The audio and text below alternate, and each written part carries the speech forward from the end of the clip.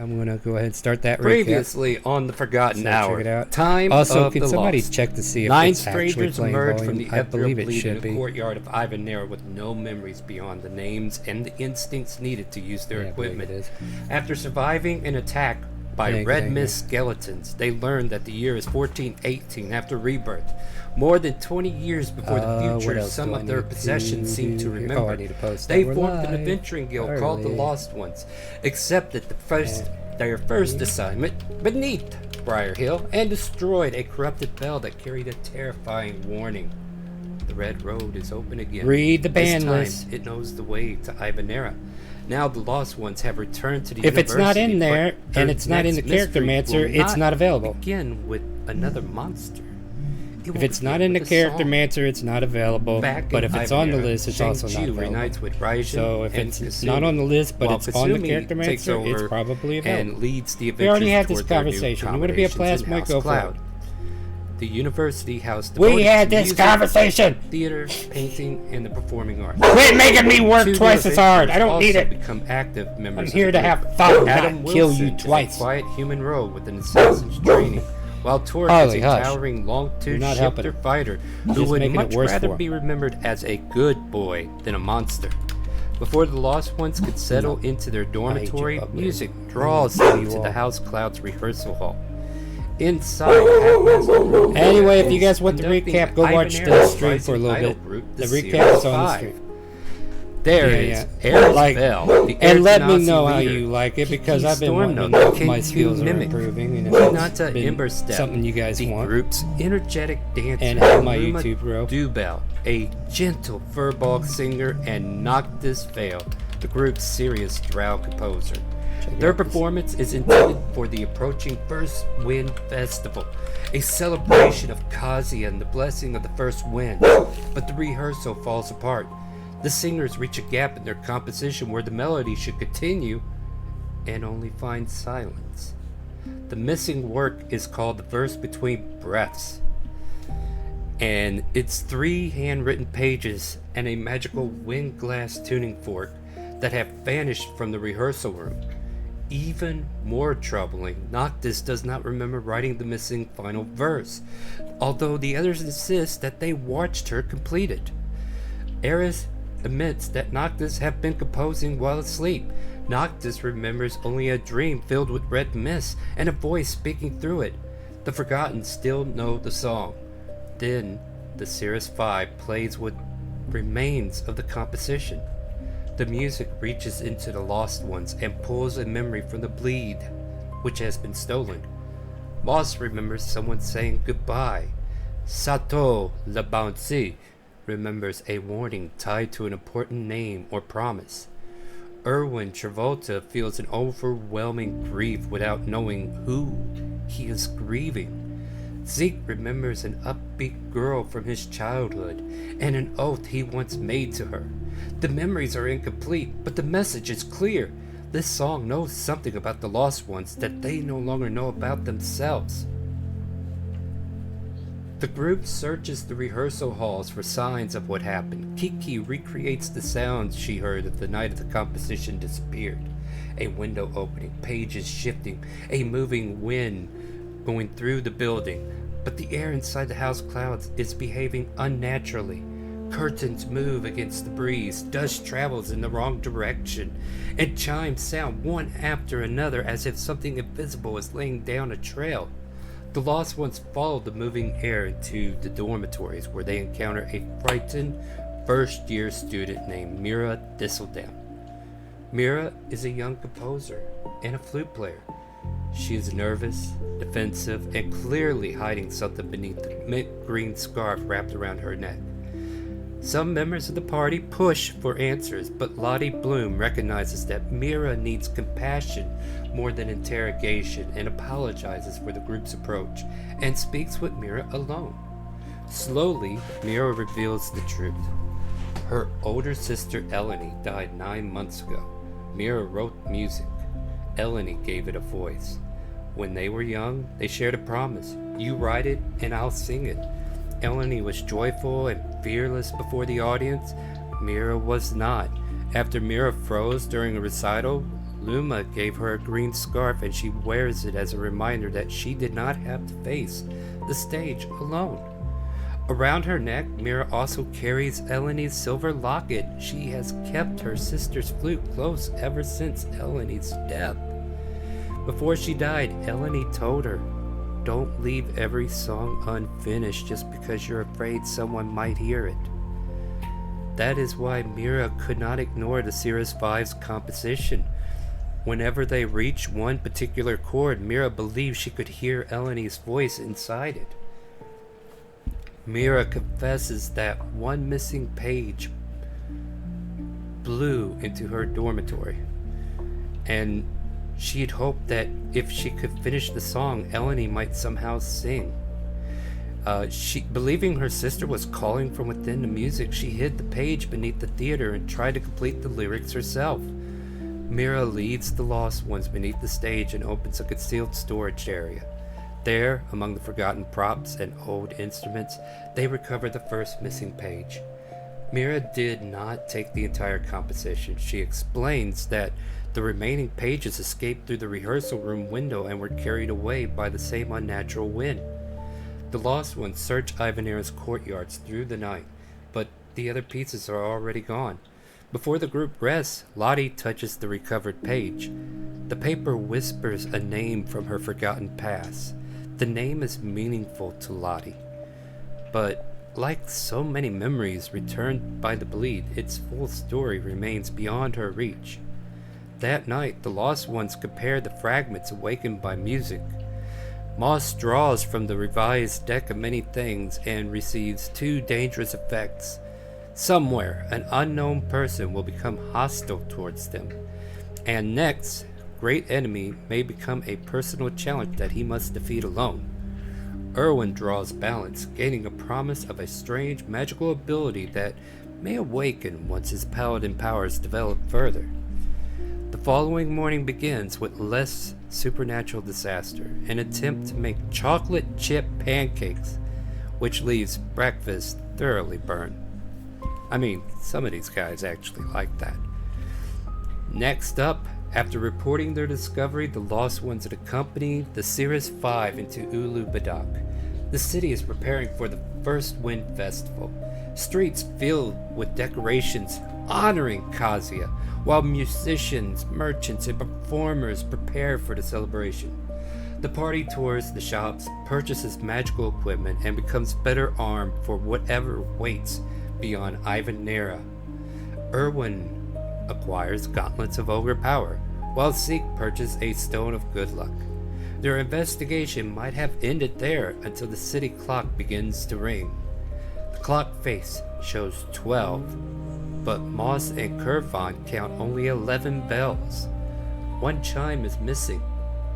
The silence mirrors the unfinished composition, a missing final note, now reflected by the missing final hour.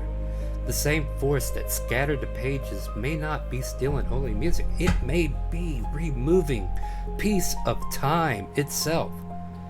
The lost ones follow the mystery to Ulu Badak's clock tower, but the entrance is locked and a crowd is gathering nearby. Lottie plants a magical bean outside the tower, creating a campfire that burns with blue flames. Then Eris offers the Cirrus Five's assistance. The five performers begin an impromptu concert in the street, drawing every eye towards them.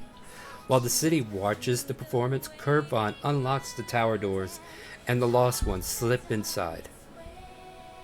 They climb through the clockwork machinery toward the great bell at the top. Beneath it, Curvon discovers the sheet music floating in the air.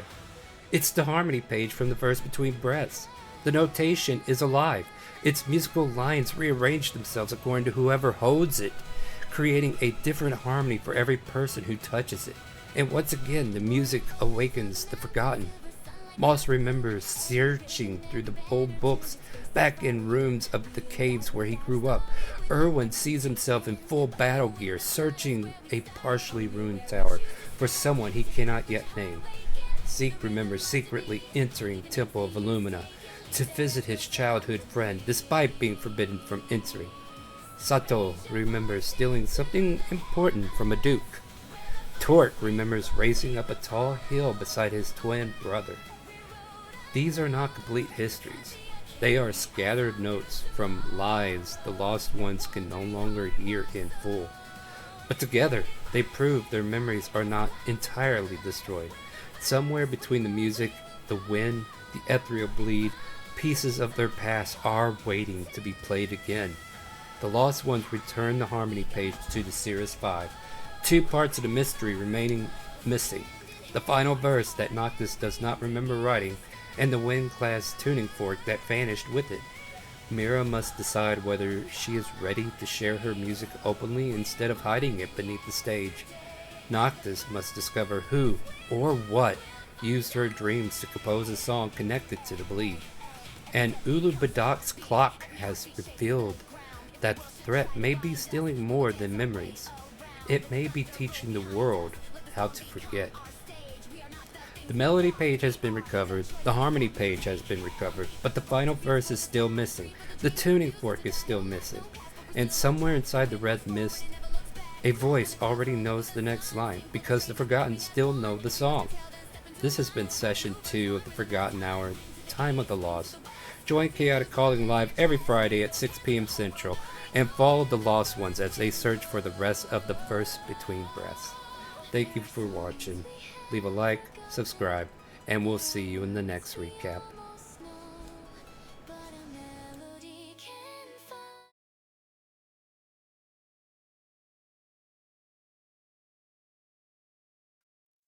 When the morning needs a melody,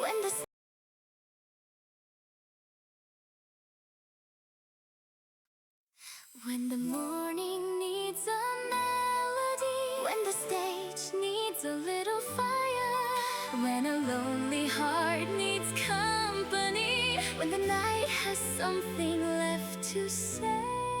Count the voices! 1, 2, 3, 4, 5. Cirrus 5.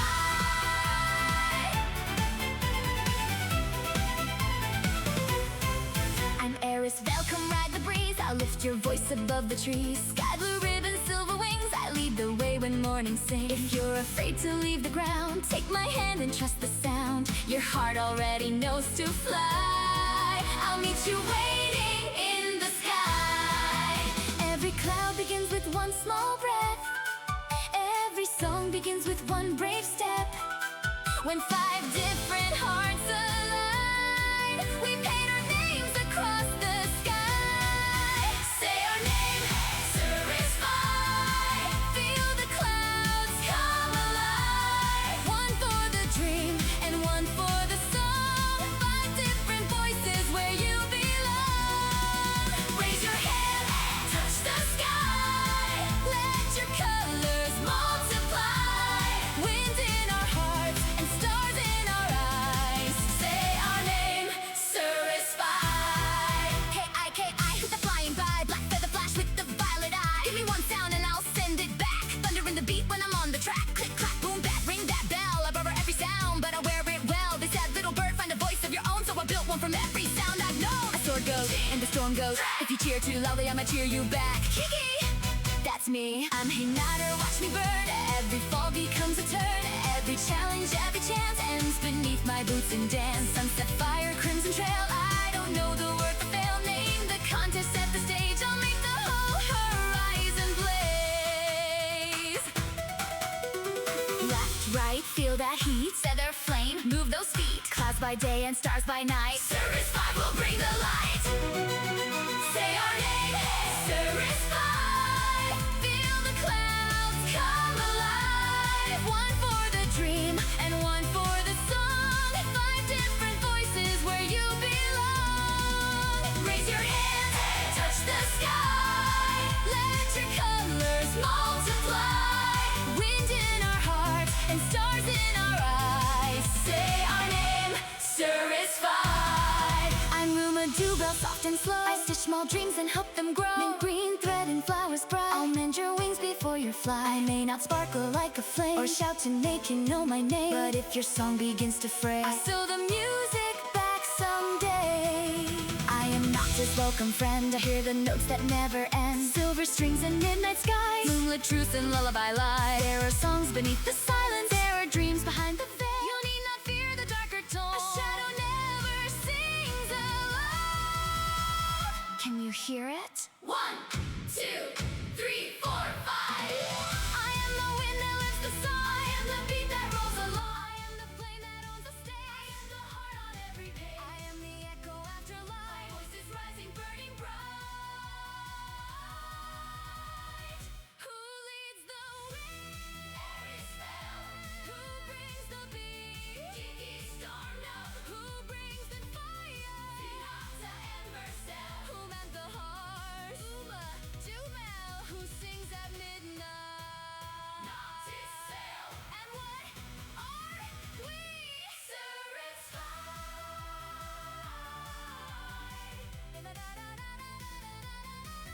Say our name, Sirens fly. Now the whole sky is alive. One for the dream and one for the song. 5 different voices where you belong. Raise your hands, touch the sky. This is how our spirits fly. Wind in our hearts and stars. Okay, that means. Hello, we're on hello. that. Welcome to Chaotic Calling. I gotta make sure my mic is working. Can I get a sound check real quick before we get too far in? But hey guys, welcome to Chaotic Calling. My name is Starwind. We're here to play some D&D tonight, and hopefully you guys can hear me because I had it muted on one tab. I want to make sure it's coming through on this one. Looks like it is. sounds just Cool. fine. Thank you. Professional. Okay, no problems. Anyway, hey, welcome to Chaotic Calling. We're here to play the Forgotten Hour, Time of the Lost. So I'm sure you checked out the recap. If you missed the recap, you can always check it out on YouTube at Chaotic Calling. Check it out. And hey guys, how you doing? Had a good week? Yeah. Yeah. I'd say so. Other than working like 60 hours. That's not good. All right, so before we get started here, I do have a have to solidify something because I had a problem with the timeline. My mental imagery of where the timeline should be was a little bit off, and I want to go ahead and address that before we get too far in. In the timeline, the mistake is the present year is officially 1398 AR if you are keeping track of notes. Everything going forward, including characters' ages, family, histories, and events in Elsperia in the larger story, will follow that correct date. It just kind of like give you guys an example. I believe our last campaign would have been in. Oh, what did we say? I think it was around 60 years 14. after Lieutenant Dan, so it would have been 1478. 1450 or 60, somewhere in there, because yeah, my recap didn't put down that, but I kind of like fleshed it out. Basically, I just wanted to make sure that every history had a chance to breathe and have a generation released, and you guys get to meet them accordingly. Anyway, Okay, so Last- that changes how long this token is. How far in the future? not necessarily, because that token belongs to not anyone from Levy and Nathan's. It doesn't belong to Levy or Nathan's timeline, if that makes sense. So it'd be about 20 years previous of that, or maybe 10, something like that. We didn't really. Did it have a date on it? 1440. So yeah, hold on. Let me think then. Let me ask my friend here what it should be then.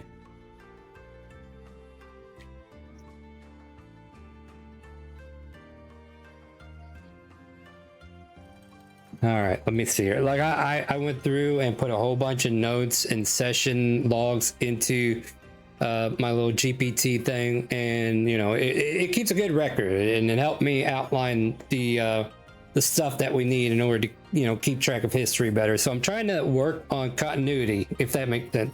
So we're working on continuity. I'll give you that whenever it gives me what we had. So if you missed the recap, go check it out on YouTube. And just to be brief, last we left our heroes, we are in the central square where you guys quickly rushed up a tower, came down the tower, retrieving a piece that was missing, and gave it to Cirrus 5. Looks like that time says it should be 1422. So a little 20 years earlier than that, about 1420, 1422.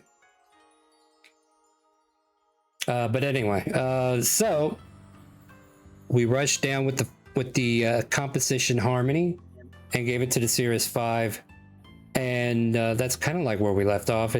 We still have 2 more tasks to deal with. We have to find the tuning fork and the final part of the composition, but the Series 5 are excited that they finally got the harmony, and as each of them look over the sheet music, it changes according to whoever's holding it.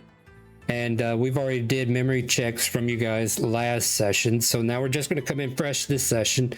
We're going to let everybody introduce their character once again so that the audience can get a feel for who everybody is. Today, Sato is in the front of the line, so tell us what you look like, what you're playing as, and a quick little one-liner as we're getting started. Again. What do you mean, darling? I am Sato Levancy. And I'm Oui, oui. an assassin extraordinaire. Oui, oui. I wear traditional white armored robes of my peoples. I don't have a one-liner for today, I'm sorry. Oh, that's okay. We've yet to continue from them, I'm sure. Oh, mush. I'm playing Moss. He is a runt of kobold, standing at only 2 feet 3 inches. He has green scales with occasional gray splotches spread out throughout his body. All right. Now that next is Erwin Travolta. Erwin Travolta is a fairly average height, even looking male, wearing like a cloak, like a long, kind of dirtied and damaged cloak over armor, and just a conglomerate of like 2 different holy symbols put together around on a chain. Just not much else is seen underneath the cloak. We'll move over to Zeke. Zeke is a fairly shorter dude, standing around 5'6", 5'7". He's a bit lankier. He's wearing these dark black and purple rags. He kind of looks like a frog, a bit uglier, and he wears this white and red friendship bracelet with the initials CB, and he's looking around and he can't seem to find his buddy. All right, yeah, where is she? Next on the menu is Curvon. Oh, I'm playing Curvon. I'm an Owlin rogue, wearing like studded leather armor, and I don't have a one-liner for today. Of course not, nobody does. Adam Wilson. This is perfect because I updated my character a little bit. All right. Mostly his backstory. So I'm playing Adam Wilson, a rogue with the assassin background, and sitting at 5'6", 135 pounds, so pretty small, with black hair. He wears black and white clothing, a belt that conceals his tools. He is always a gentleman. He always acts like one. He's the 5th generation assassin in his line and values trust between him and his clients, and aims to be perfect when killing. Whoa. Stop right there. You don't remember. Remember, you're a bleed victim. You don't have to give us the backstory yet. We developed that as we go. Or did you forget that already? He could be delusional. He could be having delusions, yeah, that is true. So yeah, just remember. Second time. Yeah, just remember, everybody, we don't remember who we are. What the heck? Interesting. There's a lot of new features that I've noticed on Roll20, so I don't know, that there could be one of them. I think that's one of the health things. Anyway, moving on from Adam Wilson, we got Torque.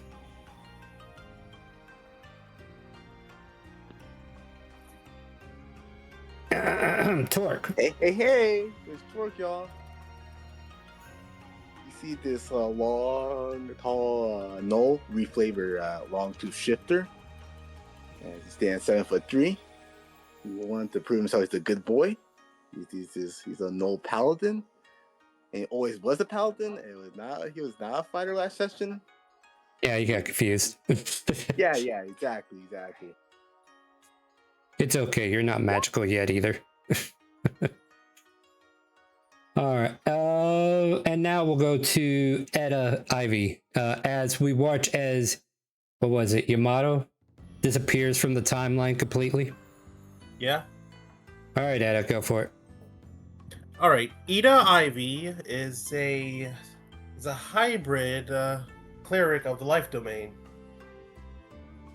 and she is looking around a little bit scared and panicking a bit, wondering where she is. All right, I'll let it go. I'll let you be your Simic hybrid. I'll let you have it. I think we had a conversation before, and you forgot already. Yeah. Elephant pea brains. What can you do? They should never forget. At any rate, moving on. Yes, you are gathered with the group known as the Cirrus 5. They are a pop idol group. The main benefactors of House Clouds at Ivanera, and you guys have been helping them recover pieces of a composition that they cannot complete because it went missing. You've tracked down 2 pieces of the puzzle already, and now there's only 2 left. Right now, the girls are kind of like going over the harmony that you have found. Ares attempts to carry the melody, but finds that the final note dies unnaturally. Luma says the song feels frightened, as though it refuses to continue. Kiki describes missing portion as a first with stage fright. Hinata recognizes markings associated with the old prayer of Kazuya, and Noctis studies the composition and confirms that it's not merely a missing page. Something has deliberately concealed the song's ending. The notes don't simply stop, they lean towards something that isn't there, as if the rest of the song is waiting for an answer. The recovered page contains a small tuning instruction showing a fork surrounded by 3 wind-shaped symbols. Noctis recognized it as the wind glass tuning fork, an instrument once blessed at the shrine of Kazuya. And right now the fork is still missing. But at the same time, we hear a single gong from the clock tower that is just nearby. And all the girls start looking at each other in a half-hearted panic, and they're like, oh no, we gotta go to the docks. Yeah, that's right, the orphanage. They're coming in today, aren't they? Oh, we almost forgot. And Luma just chimed, I didn't forget. I was just waiting for you guys to remember. And they all kind of give a soft laugh. Do you guys want to go to the docks with us? I mean, we're probably going to have to separate with you soon, but we got to go meet this orphanage that's coming in. Like they put the orphanage on a boat? They're not from this city. Yeah, they came for the festival. What part of that do you not understand? People have to travel, you know, if they want to come to Ulubadak to enjoy the festival, especially if they don't live here. Hasn't your parents driven you to Disney? Disney? No, we didn't know how. Mine either. But yeah, anyway, that's kind of like what it is, right? Well, this orphanage is an orphanage of Kazuya, so it's only natural that they get brought over to a event dedicated to Kazuya. So do you want to come or not? Because we're going to run down to the docks. Okay, yeah, sure, I guess. All right, cool. Thank you for staying with the freaking timeline here. Like, I mean, seriously, staying with the game. The DM couldn't ask for more, you know, because you need to stay on. Hey, I'm not dragging you. We just said along. yes. I know, I'm working on it. Anyway, welcome to the docks. So, the Cirrus 5 run over to the docks, waiting as people are starting to leave the ship. You see a sister from the Temple of Kazuya and a few other sisters who are also helping guide these children off the deck. And as you look around, let's have everybody just do a general perception check and see if you notice anything odd or unique about the group coming off the ship. That's a pretty good roll, Sato. Of course it is. I am Sasimi. I notice everything. Good.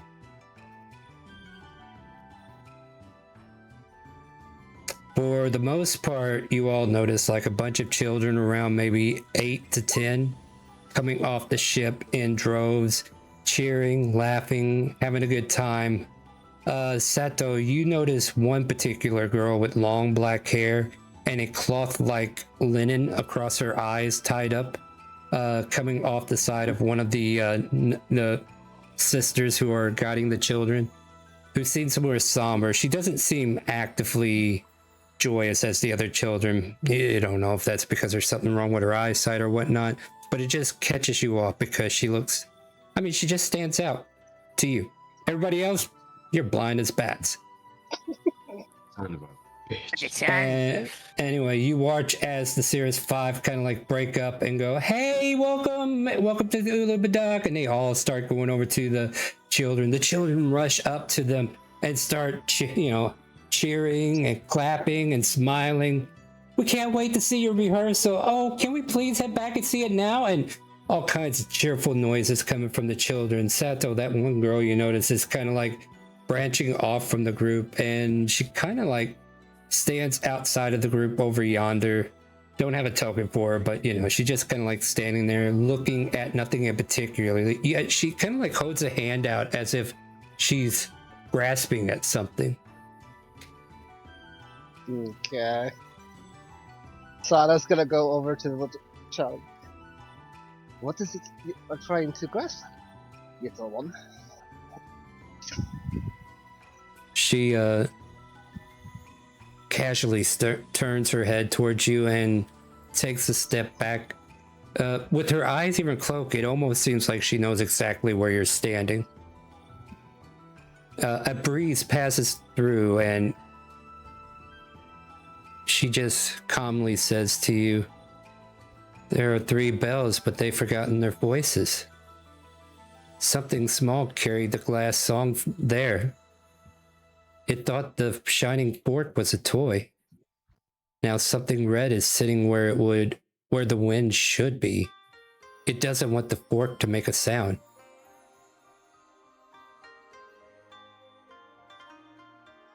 She grows quiet. Yeah.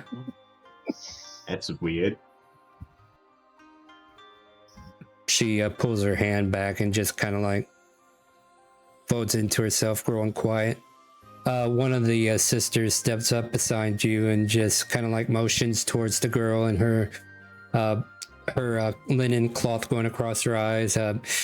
Melfina gets terrible headaches from bright light. She can see, but it's better if she keeps her eyes covered. Isn't that right, dear? And she just kind of like cradles into the woman as if looking for comfort. I see. She doesn't. Sorry. Yeah, it seems a bit insensitive, asshole. Yeah. Anyway, that was out of character.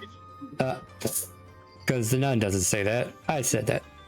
But anyway, yeah, she delivered you a... give me an insight check, perhaps.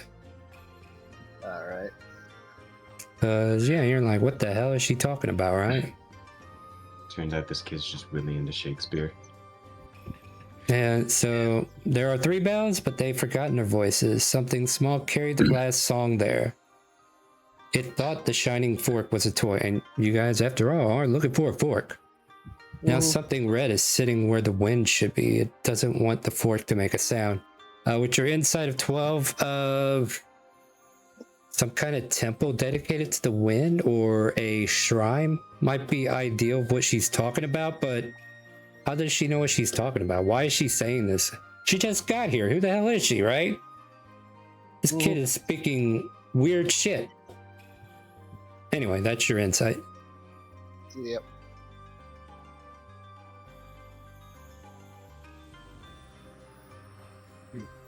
But yeah, she grows quiet as the other children are just surrounding the Cirrus 5. They're all giving out hugs and smiling. All kinds of, fanfare that they're taking part in. Kind of ignoring you guys at the moment as they're entertaining the kids. But at this moment, what would you guys like to do? All right. You guys are real celebrities, huh? Yes. They're the Cirrus 5. They have a band name. Of course they're celebrities. I'm still not. I never heard of him. Because you just got here, dum-dum. This is the DM, by the way. Erwin's going to...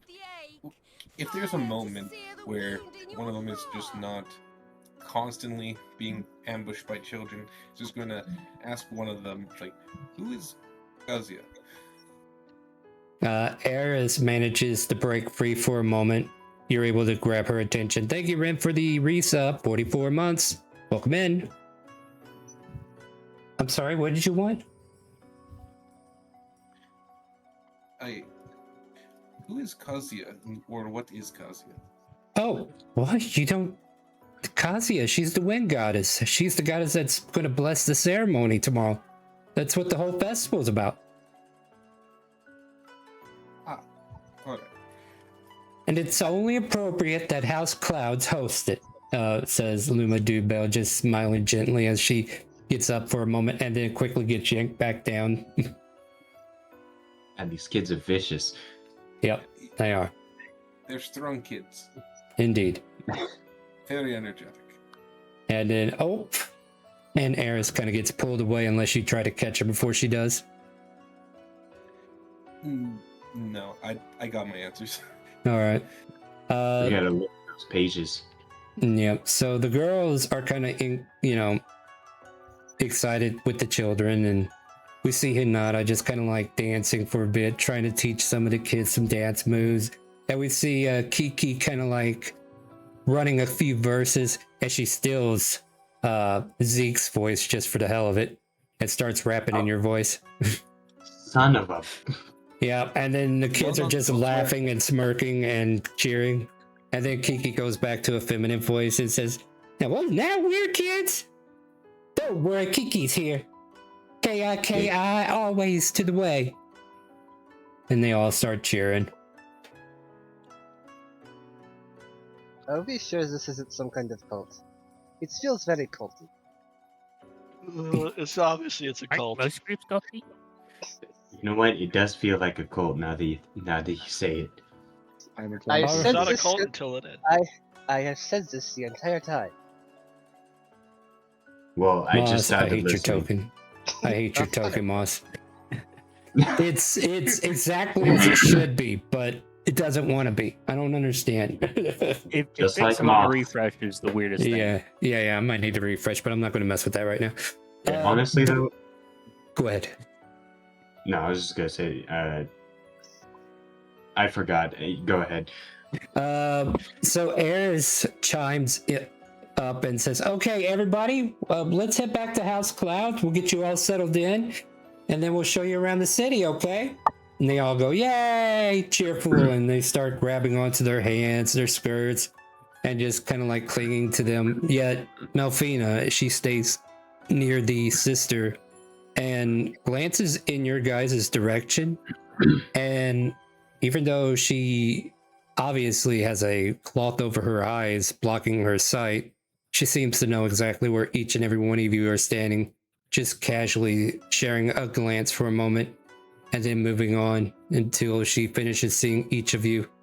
And then they all eventually start going with Cirrus 5 back to House Cloud. So depending upon what you guys want to do, you can go back with them and maybe figure out what you want to do from there. Or if you know where you want to go right now, we can do that. So what does the group want to do at this moment?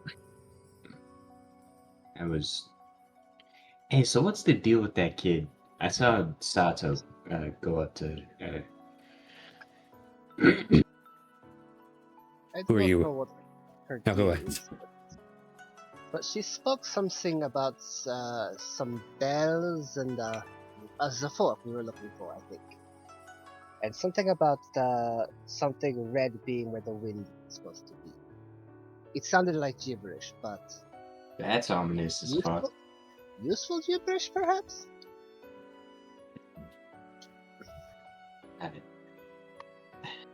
If it turns out this kid's one of the most like powerful sources of shit, I'm gonna be pissed off. Well, I won't tell you what happens in the future then.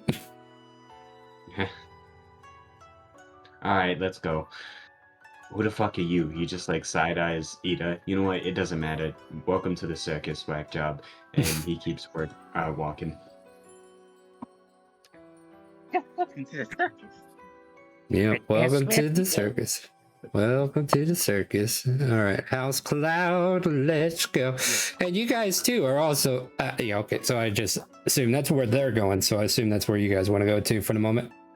Yeah. All Why right, not? sounds good to me. Why not? Series 5 lead them to the dormitories. Differ like they go up the stair level to the other dormitories at House Clouds and let the orphanage start settling into these rooms that they had set aside for them. Noctis will come back by herself because she's as much as children are fun, she just doesn't seem to enjoy the company as much as the others do, and she just kind of like bumps into your group again before you guys decide what you want to do. So as far as anyone to talk to, Noctis is here to talk to. That had enough of impersonating my fucking voice. That's You Kiki. got me mixed up with the bird, don't you? We're nearly the same color. It's understandable, but we do not look alike. She gives you a stern look, almost Oh, like shit. she's glaring could at you you, saying mistake- racist. How could you mistake the two? They're two very unique individuals. Look, man, I saw purple, okay? It connected. I don't know, that fucking bird, I think she's wormed her way into my head. She's even got me saying bird shit like worm. Oh, I guess you Bird, like her bird, then. bird, Huh. bird. So you Don't got you put bird. words in my mouth. I see a red cat in our thing. All right. Anyway, keep going. So Put words in Noctis, so Noctis comes down to talk to you guys if you want to. Otherwise, she's just going to ignore you like everybody else. So what do you guys plan on doing now? Sato's gonna go over to Doctor. Do you know of a place with the 3 bells may contain the wind or something? The child was speaking of this, and it sounded important. Gibberish, Child. but important. A child. Who are we talking? Yeah. The blindfolded one.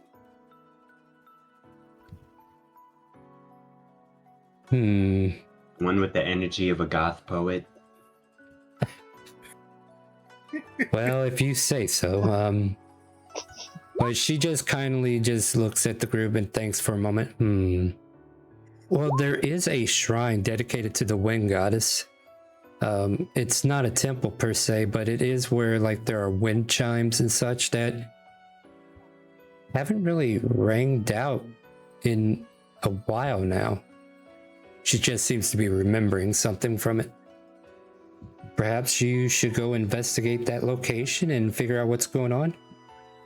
That was the intent. This is why I ask. It said something about like red in the air or something like that. So do we gotta like, I don't know, spill blood in the temple? Is that allowed? I think it's more referring to that weird red mist that spat us out in the halls the other night. Oh, the bleeding shit. Yeah, that makes more sense. I do need you to mind your language while children are nearby, but yes. They're orphans. They've probably seen and heard worse. Well, they don't need to see or hear worse while they're in our care. Oh, we should just duct tape Zeke. Whoa, hold on. Give me a second. I'll go grab the tape. We should really get moving, gang. I Yeah, got she- rope. I got some rope. in My bag. She gives I pulled some. she gives you all a devious smirk.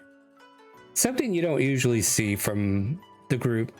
But, she just smiles afterwards and warmly says, well, if you can find whatever it is that's missing still, it'll be a big help for us whenever we get ready for the festival tomorrow. Good luck. We'll be waiting here. We got to help the children. And she'll walk off. Yeah. And she will give you like directions to get to the location that you're looking for. So yeah.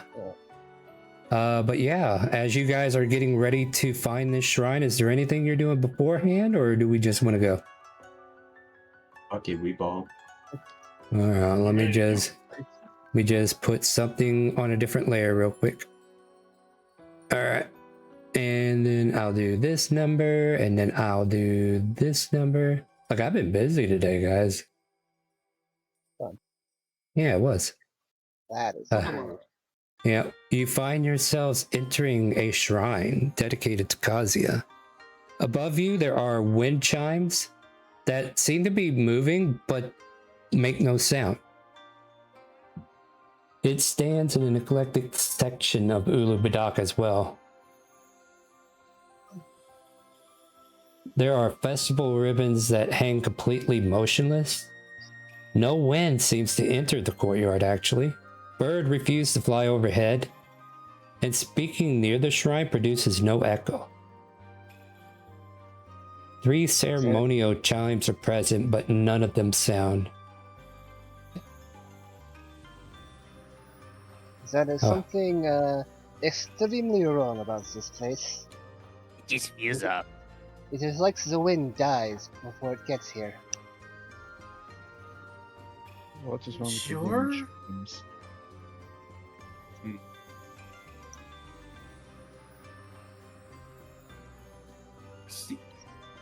Upon seeing this temple, is it possible I can make a history check? What's the reason? It may relate to something I did in the past. Like, it reminds me of a regretful action. Sure.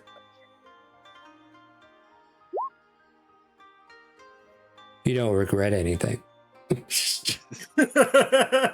Whatever it was, it does not come to mind.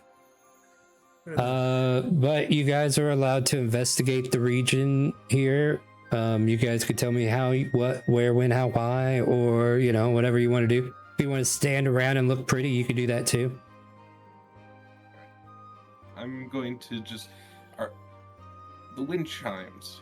Are they just floating, or are they? How are they connected? Well, you can either give me investigation or perception. There are other checks that could be made too if somebody else wants to investigate in a different way. Sada's gonna shoot one of the like chime parts of the things with an arrow. Okay. You give me a perception check as you do so, and they're just there. They look like normal wind chimes to you. Yeah, you guys are doing really good. I forgot this group isn't as perceptive as the last. Okay, I got an ID. I could. What's your ID? probably- Dude, I'm keep just it gonna money. Like how high up are these chimes? Maybe 15, 20 feet. I'm gonna fly up 15 feet and hit one. Doesn't make a noise. Give me an investigation check, or you can try something else if you think it would be something else. I'm gonna do an investigation check. Ooh. You the sound is just not coming out. But after you pound your hand against it, you can't help but notice a glint of light coming from way over here in the shrine. Something glass-like seems to be hidden inside an upper nest, because you're like lifted up, but there's like an upper nest up here. I don't know if you can see where I'm pinging, but like up here on the top part. Yeah, there's like a nest on top of whatever this banner thing is, and it seems to be glinting like a piece of glass, and she flew up and can see from there. All right. Well, there's something on the other side there. I'm gonna actually. First, I'm gonna be careful and just like make sure there's nothing. As I walk into the temple, I'm gonna make sure there's not like traps or something. Well, if you're a rogue, I guess you can search for traps with the either, well, investigation or perception.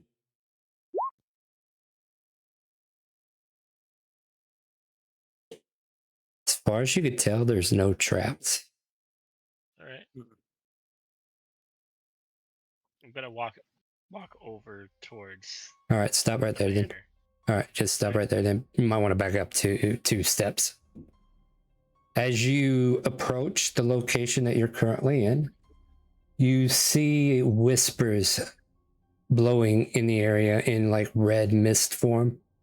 And then they separate into different pieces. As they kind of like coagulate into something, they start to appear. Let me get to this layer first, and then I do this, and then I do this, and then we do this.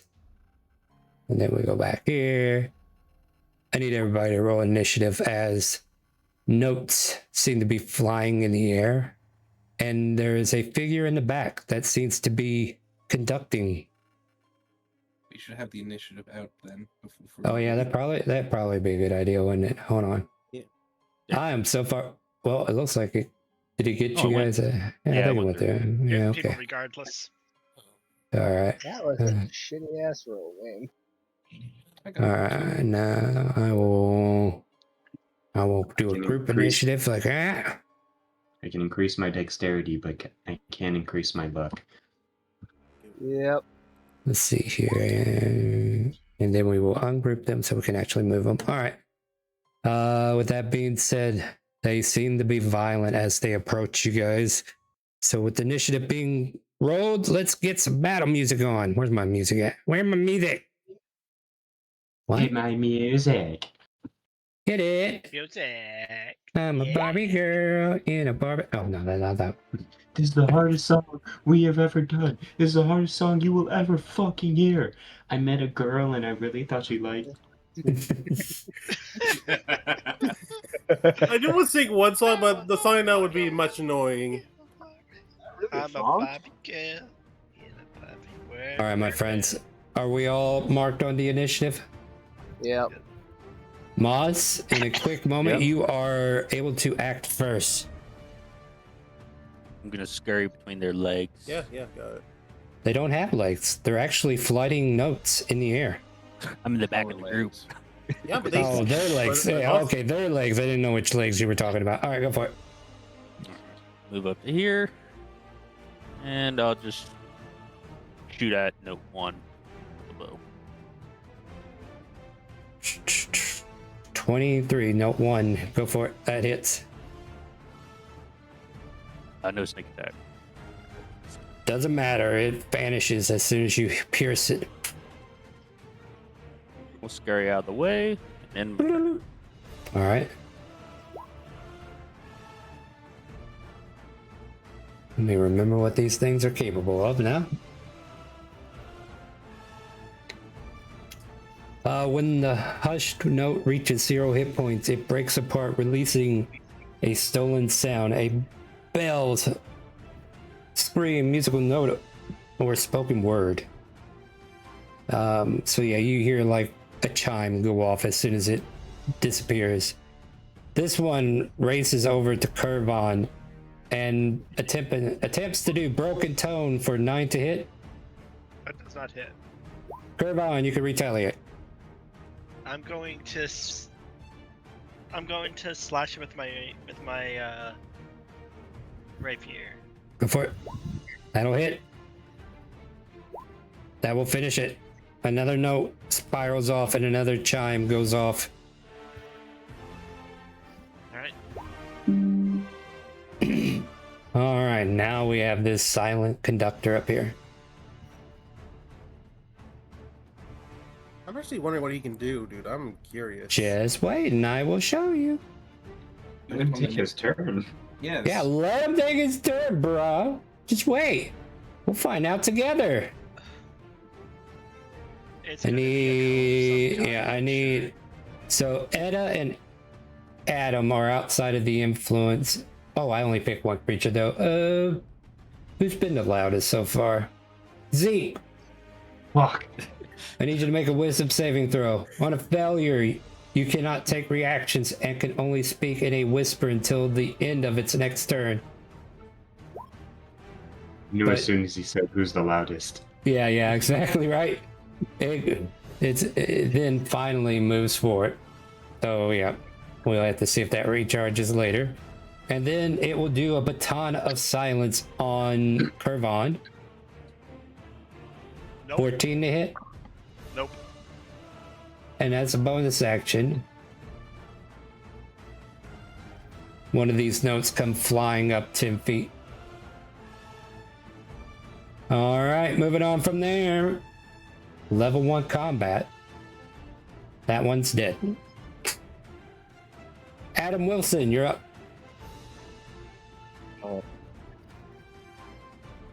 I will go up to the Hush Note 4 and slash him with my rapier. Okay, go for it. How do I... Click the rapier in your action bar. The actions are in the middle of the character sheet. On that first page. There you go. 21 hits. Go ahead, click rapier in the Roll20 chat box. Right next to it. There you go. 9 points of damage, and this note dissipates. And you hear a loud shrill as it disappears, almost deafening your ears, but you manage to, swat it off, finishing the note. Anything else? No. All right, go ahead, pass your turn by clicking the pink EOT underneath your token in the Roll20 chat. It's in that purple box. Where? It's underneath your token, the EOT. It's a pink button. I don't see it. In Roll20 chat, right above where your attack was. That purple, there you go. That's how you tell us that your turn's done and you're ready to continue. This Hush Note will go over here and see if it can give Adam a bad time. Does a broken... Wow, okay, well, these guys are short-lived. Zeke. Zeke is going to move up here, and he is going to make a attack with his rapier. Okay. 24. Yep, that'll hit. And then he strikes at this guy, and he is going to use Blessing of the Raven Queen to slink into his own shadow and teleport 30 feet away as he reappears from Ida's shadow.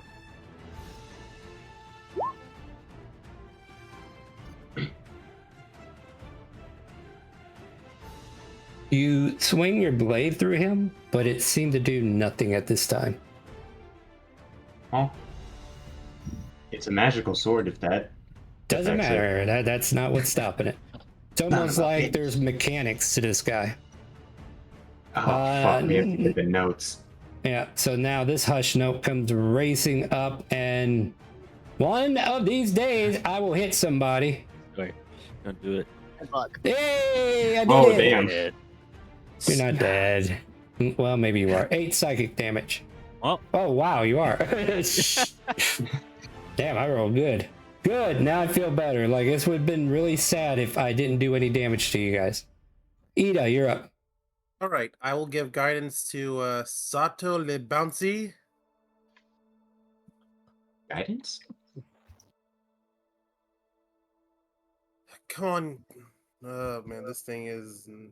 Guidance. There we on go. Skills.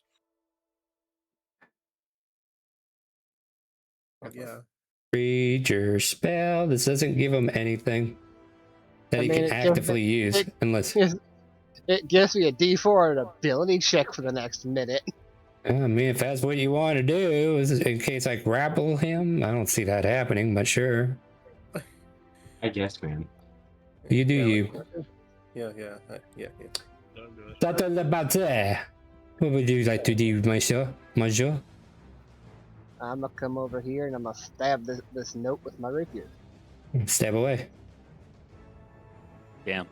You stab, and it manages to do a quick spin, and you miss it. The I figured strongest note there is. went right through the fingers. Yeah, How'd like that? that bottom part of it. you, Yeah, I just put You the try- bottom part, just like right through, like bullseye stab, just right through the wrong spot. Like, how dare you, Seth? they are very small. Okay. Anything else? Sato Le Bouncy misses. And next up, we have Erwin. Yep. Just going to rush forward, raising up his war pick, and tries to bring it down on this note. Unfortunately, 10 is still a miss. Damn. This note is probably the slipperiest note you've ever seen. Torque! You're up. Alright. Very laggy. Torque will Speak loudly and clearly, please. Alright, sorry, can you hear me now? Yeah, there you go. Torque will try to impale this note with his pike. Which note? 3? Alright, go for it. 15 hits. Roll damage.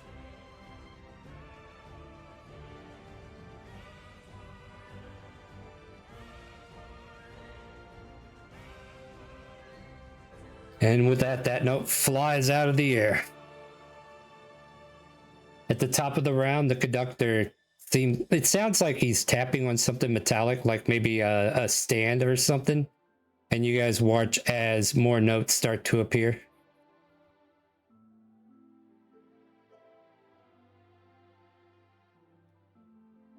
He taps it 3 times and 3 more notes appear. And here, let's change up the look a little bit, shall we? Son of a bitch. Not the strong ones. Hold on. Moss, it is your turn, so we'll let you go ahead and go. That's a... How's that going for you? Yay. One success. Yeah, that succeeds. Oh, okay. Yeah, you're good, you're good. Don't get hung up on it. All right. I will have to put these guys on the initiative in just a second. Should wait then. Do you want me to wait? Yeah. before I Yeah, start one of them? just wait a second. It won't take me long.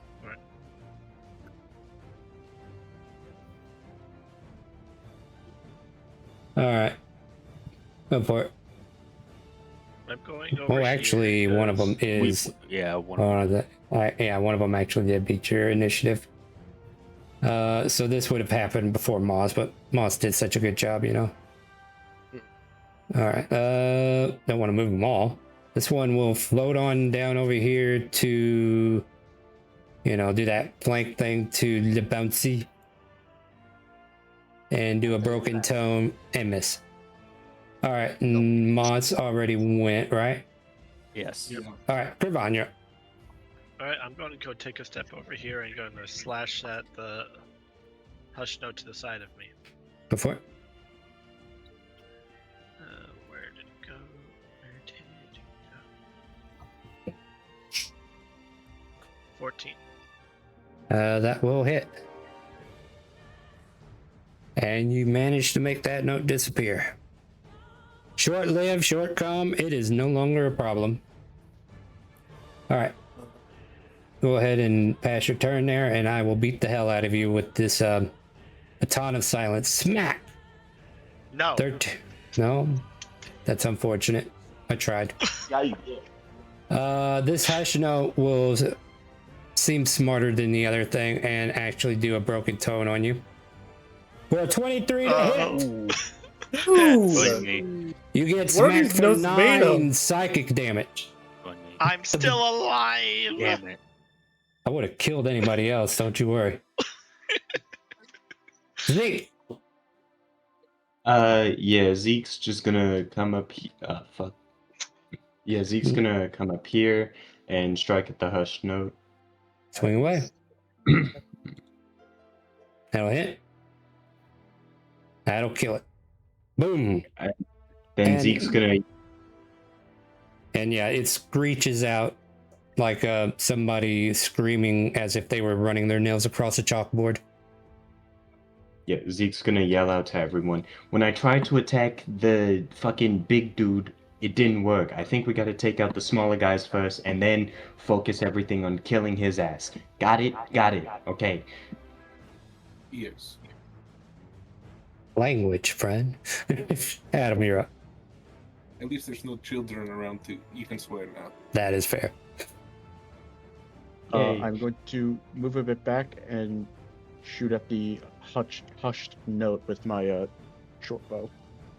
This one here. Yes. All right. One thing up. That's a hit. That's a dead note. And you just kind of like watch your arrow pierce into this creature who seems to be a part of the bleed, just kind of like shatter into red mist, and then just let out a soft shriek and disappear. Some fruit from Mama. What's up, Mama? Mute. Somebody, mute. somebody want to keep their mama off my mic. All right, Adam. Anything else for your turn? Sorry about that. No. All right, go ahead. Pass it on to the next one as Hush Note 2. The dexterous of the notes senses that it's in danger. Only a little bit. Yeah, well, I mean, it doesn't know how to flee, so 1, 2, 3, 1, 2, 3, 1, 2, 3, 1, 2, 3. We will make it random. Oh no. Hush Note knows where it is because it knows where it is. Erwin, it will do a broken tone at you for 23. The smack. Strongest Oh my ogre goodness. is That Yeah. hits. It hits you for 9 psychic damage as a loud chime seems to go off in your head and nearly puts you to your knees. Nearly. C'est le bâti. I am going You to now have stab flank. Hush Note. You now have flanking. That hits. So, Do 1 point of damage. It'll be funny. All right, now that kills it. That kills it. well, Schmack. And you watch as this note disappears and just kind of like screeches like a little schoolgirl that just got hit by a truck and sent to an isekai land that we'll never know about. Not again. Truck gun. All right, at any rate. sending people to terrible afterlives. Indeed. Whatever. Is that the end of your turn, Sato? Unfortunately. They're dead. Kill him. Ida. All right. Edda. Yeah. Bleh. What do you want to do? All right. I am gonna use healing word on. Oh man, this is a doozy. Moss. Yeah, Moz is the down. one that's down. totally not the person Moss down. is on the ground. Or you can do the person not engaged, or you could do it to yourself. You know, you're at full health. You don't, whatever Yeah, you want to I- bring No, in it's healing go word. to the enemy. You know I'm doing- what? Sure, why not? Yeah, I'm If gonna you're gonna- do healing word on Moss. All right, and, roll it. with Light Domain, he gets an extra +2 on it. Well, roll your thing. It might automatically do the math for us. We'll find out. No, it doesn't. All right, whatever. 4 plus 2. Yeah. Or wait, did it? It's Oh, yeah, a it's it a does. 1d4 plus it's a 2 D4 plus 2. wisdom. So. Plus 4. It already Yeah, like I deals think- D4 plus your spellcasting modifier, then additional +2 from the life domain. So you get 6. So we'll call it 6. Yeah, we'll call it 6. Yeah. Anything else? Emily. For now. Yeah, I'll pass my turn. Dang it, roll 20. Let me get off my character. Here, I'll help. Erwin, you're up. All right, I'm going to quickly chug a health potion Sure. as a bonus action, and I'll gain 7 health back Okay. as I rush forward and bring my war pick down on their spine. Hopefully. Oh my god. Not hopefully enough. Damage.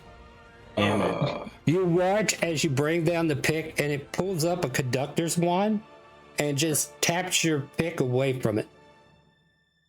Somehow this conductor's wand has enough strength in it to, stop your motion. Torque! You're up. Speak loudly and proudly so that my thing can catch everything you're saying when we do the recap. All right. Okay. My thing being super wacky. Torque is gonna dodge.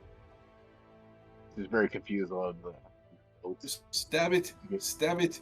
Stab Kill this it. conductor. This is the only thing Kill. left in your way. Kill. Kill him. I'll give you some Oh. salted caramel if you kill it. Oh, okay. Yeah, the truck will move up and like just stab it. Yeah, Give do you a it. dog treat? I don't know. Got candied insects. We do. Come on, Torque, hurry up. Sorry. Uh, You gotta move up. where do you move to? But I don't think it's going to matter. 12 misses. He can, yeah. He can just go one tile up since he has a pike. Yep. So you swing at it, and the conductor's one just taps the end of your pike before it even gets near him, moving you away. He's out of roll 20, not roll 20. Discord. Eh, whatever. We're moving on. We ain't got all day. Moss, you're alive on the ground, but you're alive. Hey. I guess I'll stand up. All right, that's cool. You're standing. Didn't take much. Only half my movement. Yeah, and only a half a foot. Big, smaller creatures should be less than half movement. Anyway, moving on. I'll just move up here. Sure. I guess I'll attack with bonus action and do Draconic Dry or Draconic Cry. Hey, fucking Advantage. kobolds. And Alright. Give me my sneak attack. Yeah, go for it. Advantage with a deck. 13 hits. Oh my god. Yeah, you guys were off by one. Moss came back to life and he was ready to beat things down. They pissed me As off. one should. As one should. Alright, and in my turn. Kervod. Alright, I'm going to beat. I'm gonna beat him mercilessly with my rapier. Hey, Get him. you got Whoa, even. dang! Beat him with the blunt side? Yes. It doesn't matter. 9 points of damage. It is still there, ready to conduct business on your ass. Okay. Anything else? No, that's my turn. I need.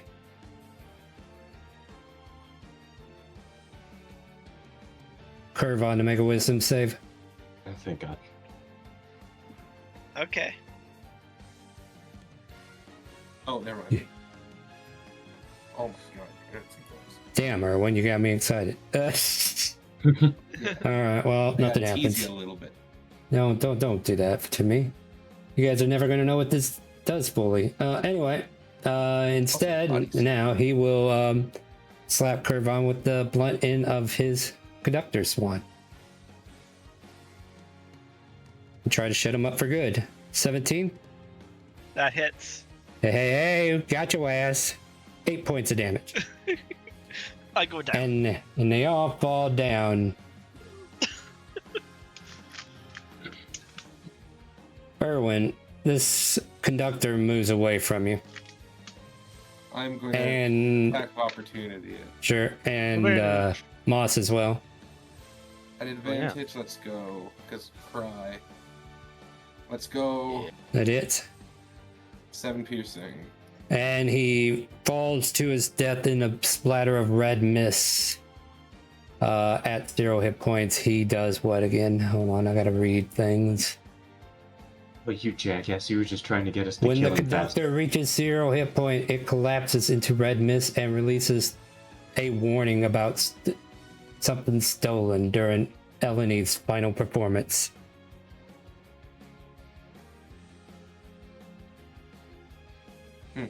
Do we remember who Eleni is? No. What? Oh my goodness. Wasn't it the sister? Congratulations, she did it. Oh, yeah. Yeah. Oh, They what is did that? it. Oh, Rin. Rin. Rin's back. Oh shit.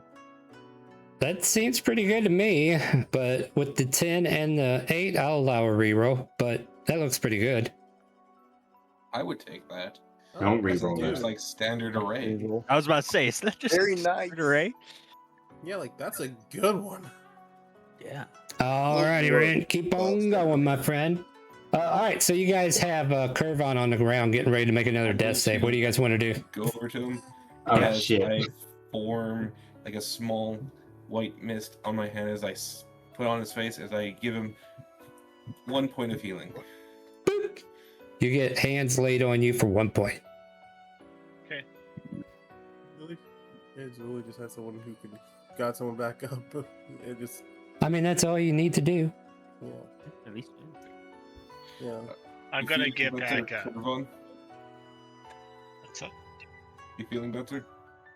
A little bit. Still a little sore. Yeah. Sore from Take being this. hit in the head with a conductor's wand.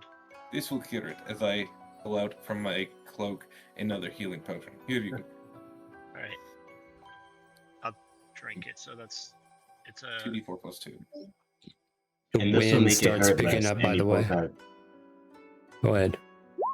This will make it hurt less, and he pulls out a bottle of Jack Daniels. As the conductor was defeated, sound rushes back into the shrine all at once. 3 chimes ring, harbor bells answers in the distance. The party hears its own breathing again.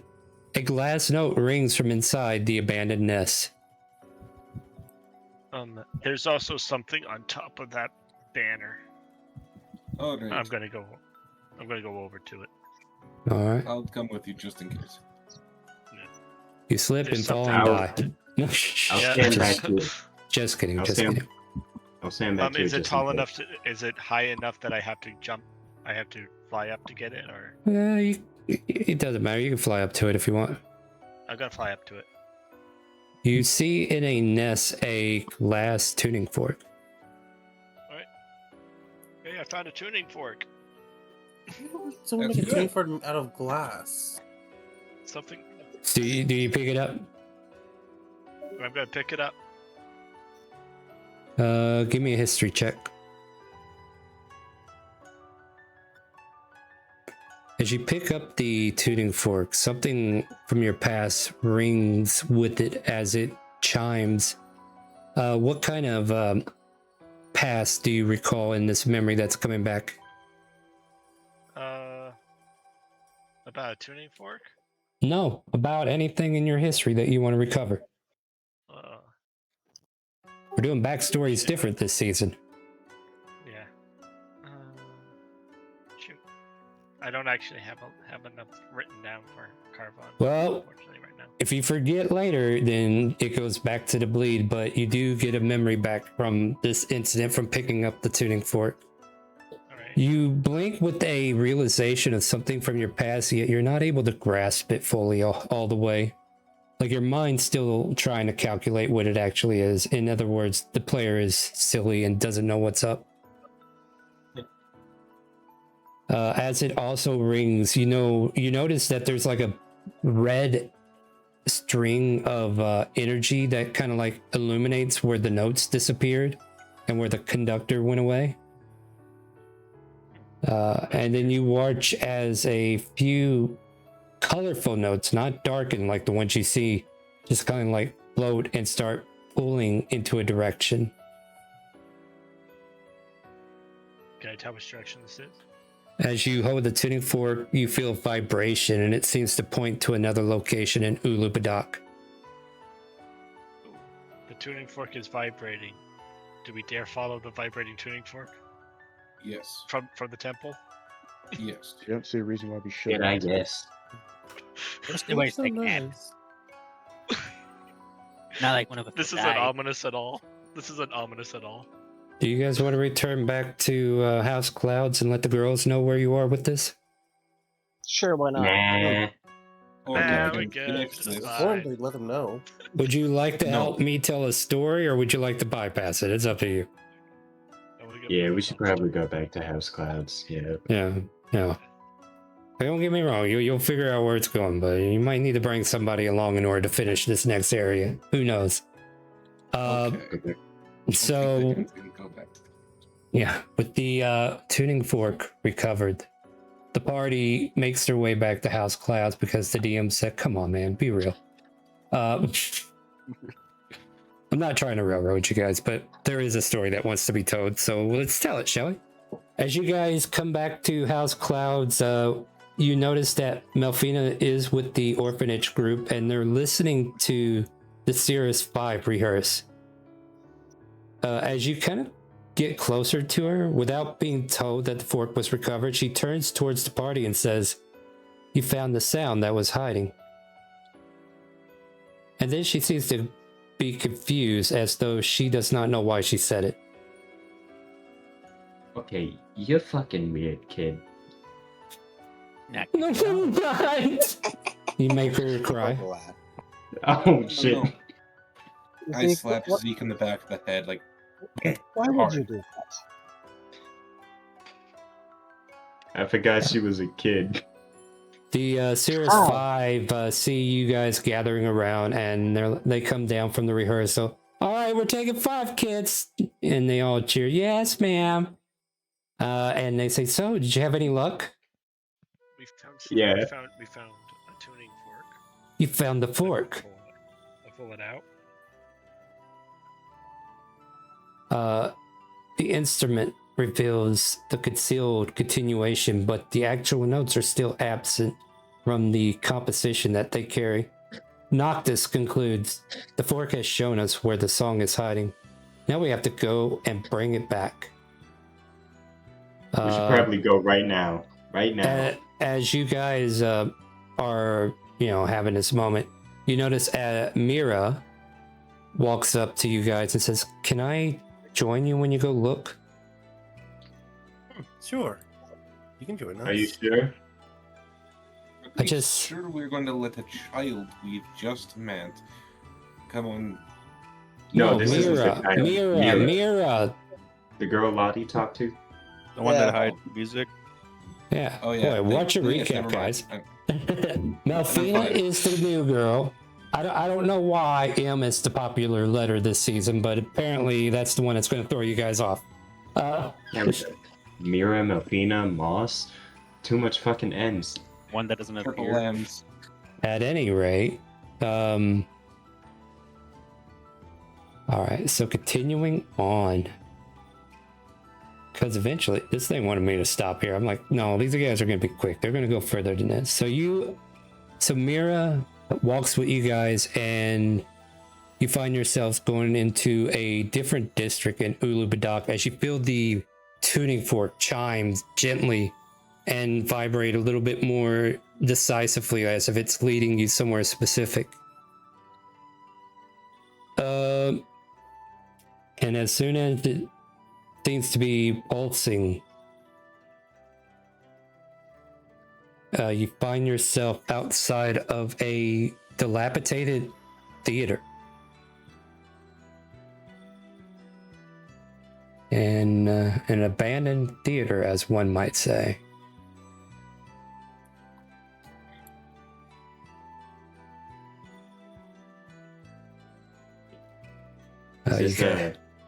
Is this your venue? Huh? Well, the tuning fork is pointing in this direction. All right, so let me just catch up on my notes here.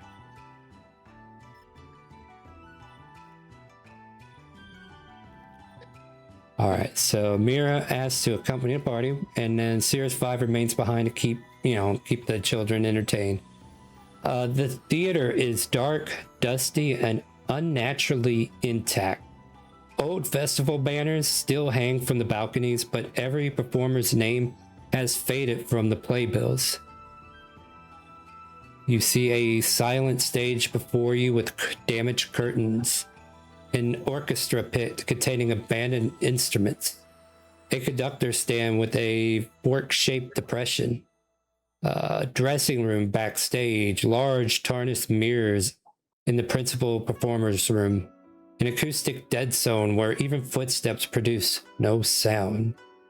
The tuning fork vibrates constantly inside the theater, but makes no audible tone. Uh-oh. This is very weird. Well, I'm gonna start looking. You guys can keep talking about how weird the place is, but I don't know. To me, this place seems kind of cozy. Hey, it's beautiful. And Zeke's gonna, of course, Moss agrees. Zeke's gonna start looking around for a sheet or something. That's It's fair. not the worst place I've been in, I think. I don't know. Yeah, who knows? Oh, Yeah, shit. I'm just Oh, gonna dang. see if the tuning fork start looking around, seeing if the tuning fork vibrates even more if I'm in a particular spot. Alright. Okay, well, I'm not gonna do that joke. Anyway. Oh. Yeah, I know. Disappointing. Behave over there. It's too easy. Too easy. That's what she said. It kind of revolves around that, but we're not going to get into it. Anyways, I'm looking for the paper. Yeah, there's all kinds of paper laying around on the floor next to your feet. None of it looks like sheet music, though. Well, some of it does, but none of it seems to be what you're looking for. Like, on these stands, there might be torn pieces of sheet music that was used whenever the band was actually here to play. Upon the stage, you see wooden boards where you feel a creak, but you do not hear it. You see damaged curtains above you. Curvon, give me a perception check.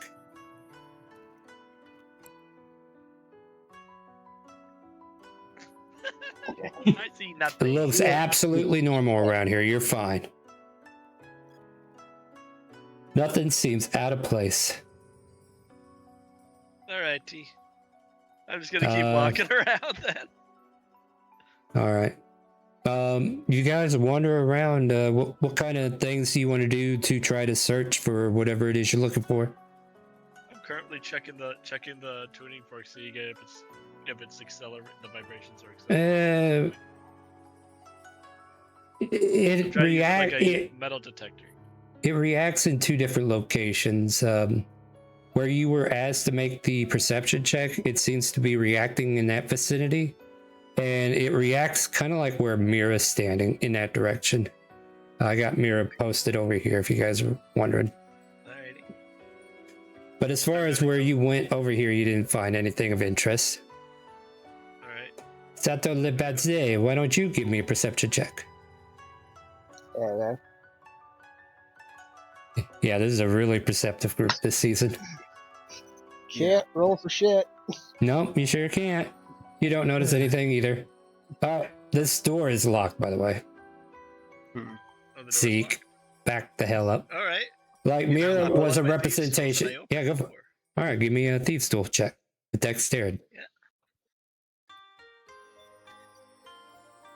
You easily unlock this door. And inside you find an empty music stand, a blank sheet of composition paper, a dried festival flower, a tarnished mirror. Scratch words beneath the music stand. Mira walks in as if she, like, she's trying to recall something that she might have forgotten. Like, she's like feeling something about this is off. But you guys can continue to do your investigations. What do you want to do here?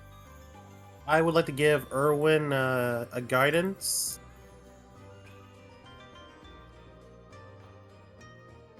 Alright. Sure, So you can- Erwin. Alright. Perception. Waste those resources. Well, That's you're just not a in curious- any location. Okay, so what are you doing, Erwin? Are you trying to investigate that vicinity? Yes. Perception or investigation, I guess. Alright. Perception. 11. You notice that the stage has broken floorboards from where you're standing, and one of them very broken is like way over here. I'm gonna make my way up to the broken floorboard, see if I can jimmy that out of there. See if Okay. there's anything in there. When you look at it, you kind of like instinctively look up and you see cut rope or rope that broke apart. And somewhere about 5 or 10 feet away in this direction, you see what looks like a giant sandbag. And where you're at, there seems to be like an impact of where maybe a sandbag fell. And you kind of notice some red stains around the boards before it concaves inward.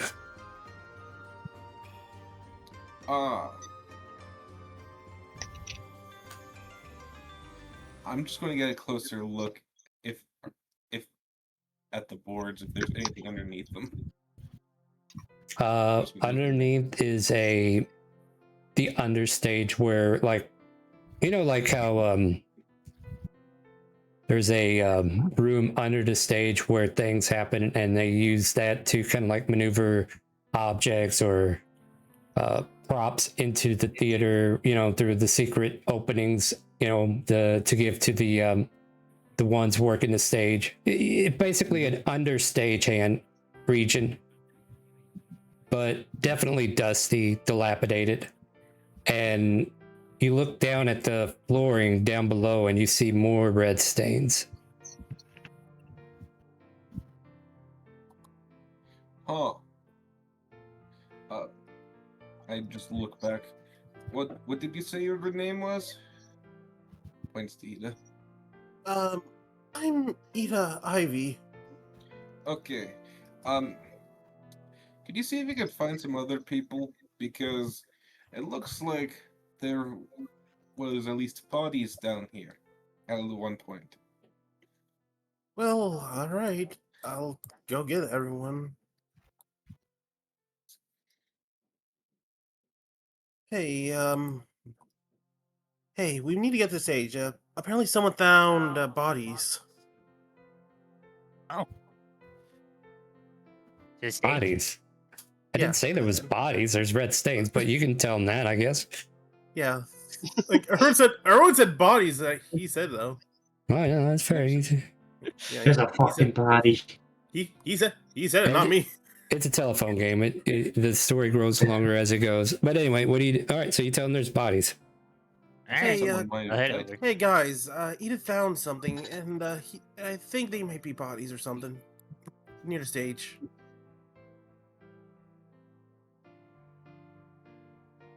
I don't know if Adam can heard it too, although he's like near it. Well, yeah, I mean, those guys can decide whether or not to follow or not. Mira kind of like stays in this room as if something's keeping her here.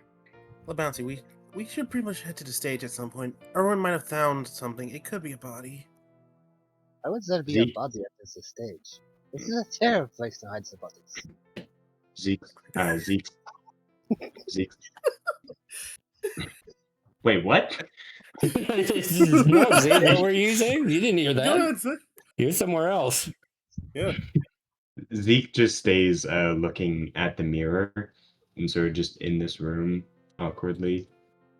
Do you want to make a check of some sort? Yeah, I'd like to make a history check. Sure, I'll allow it. A feeling, perhaps. A familiar feeling, but no memory. He gets a feeling of uncomfortability followed by purpose. You hear Mira say next to you to a whisper, not in your direction, but kind of like towards the mirror as if she's looking for someone. Eleni? Is that your sister? Lottie told us. She snaps back for a moment. Huh? What? You were looking at the mirror a bit. Yeah, something. Can't remember. Is it a feeling? 'Cause I'm kind of getting a feeling. Yeah, maybe that's what it is. Yeah. shoot. Back to the stage for a second, though. We'll get more deeper into this. It's just that we got to see what happens on the stage real quick. All right. So you gather the rest of the party. What are you guys doing on stage? So, at least from this crack here and what I could see below, someone probably died here due to all of the red stains on the boards and underneath, probably caused from a falling sandbag. Like, I want to get down there just to double check it, but I don't know how to get down there. Worst case scenario, I just break the floor. I just didn't want to go down. I don't know. Maybe your size. I don't know. Maybe you guys could investigate. Yeah, I mean, if you wanted to try to fit in, I think you could do so. Investigate first, see if it's gonna fall apart anymore. The drop is about, what would it be, like 6 feet? Just because, like, you know, they're not supposed to be tall. You know, they got to be able to reach out. So maybe it's like 4 feet. Okay. And if I'm wrong, sorry, I don't know what stagehands do under the stage. But yeah, I mean, you could probably fall down there and be okay. Doesn't seem that big. Yeah. That's what she said. She's not here to say it, so shut up.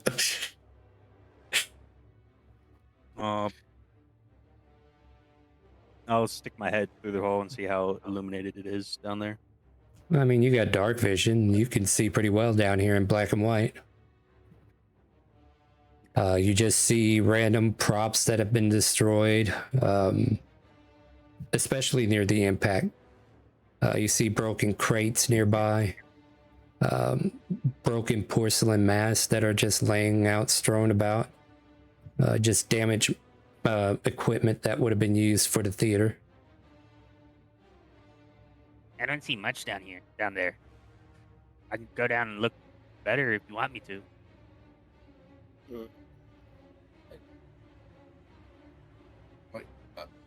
That would be a good idea. Alright. I hop down the hole. You hop down the hole. Well, like I said, you see all these broken masks, all these broken boxes, equipment that seems unusable. And right where you land, you know, there's like an indent of impact. And of course, the red stains I mentioned earlier. See if I find another exit. Give me perception. You do notice that near the orchestra pit, there's like a door that is visible that could be entered in to get down here safely. Pop out from this and just pull myself up on the ledge. Found another entrance. And drop back down. All right. Anything else? Didn't see anything. Just broken items. And the only thing else is to check above stage where the thing fell. So I have no idea how to get up there. Me neither. Though I'm sure there's some rope ladders in the back that probably help you get to the scaffolding up top. Yep. I'm going to try and make my way up there if possible. I'm gonna also try that. Just don't fall. Give me a perception to see if you can find the implements to climb up.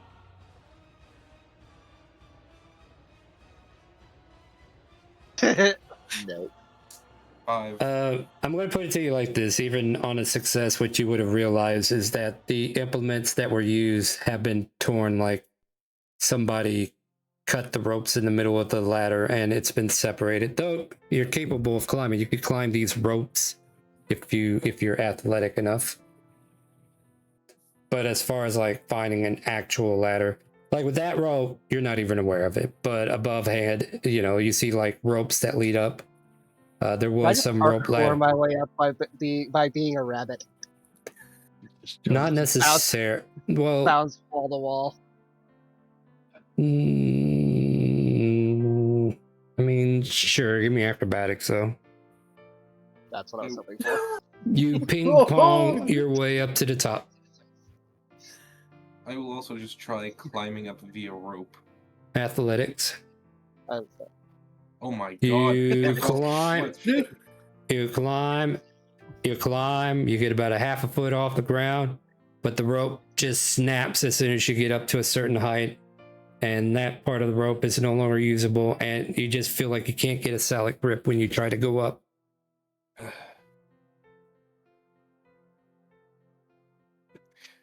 I should have taken off my heavy armor.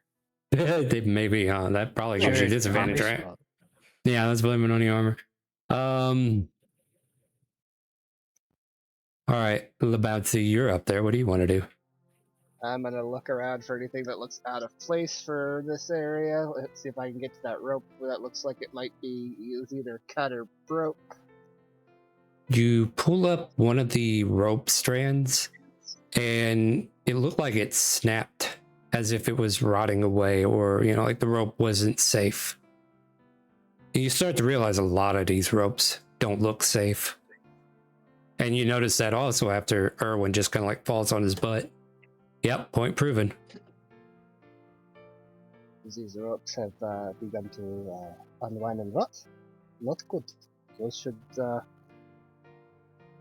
be replaced if this place ever wants to function again. Granted, this whole place needs to be replaced if this place wants to function again, but that is besides the point. While you're up there, you also noticed a rolled up, what would it be? Like it's like a curtain, but it seems to be more of a backdrop and not an actual curtain that's been rolled up and not released. Though it's barely being held together by rope that seems to be about ready to snap. Yeah, so I was just gonna take his wrist blade and slash it. You slash it, and all of a sudden the backdrop falls down, and the iconography that you guys notice is like symbols of music, swirls of like imagery of like music bars floating through the air, and then emblems that seem to relate to a goddess. You can make anybody who's within that area, and Lebowski can make a religion check to see if they recognize it. And there's no disadvantage because you've probably seen this iconography recently.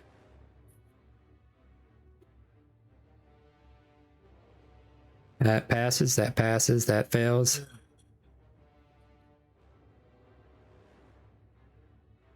Anybody else? Like Ida and... Don't worry, give it a sec.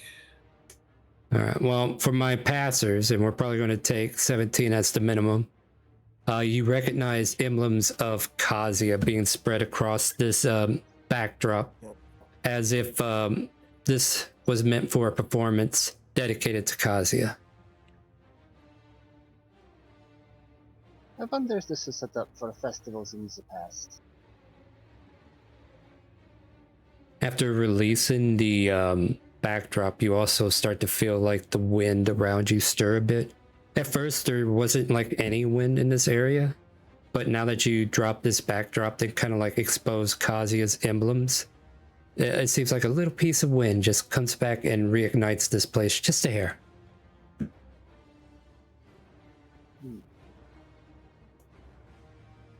So there's now a breeze here. Very curious. Sato's gonna look around for holes in the wall. I mean, there's probably various holes for like pegs where you would like keep rope from, falling down, and like lever action kind of materials to control like the curtain and everything else, but nothing out of the ordinary.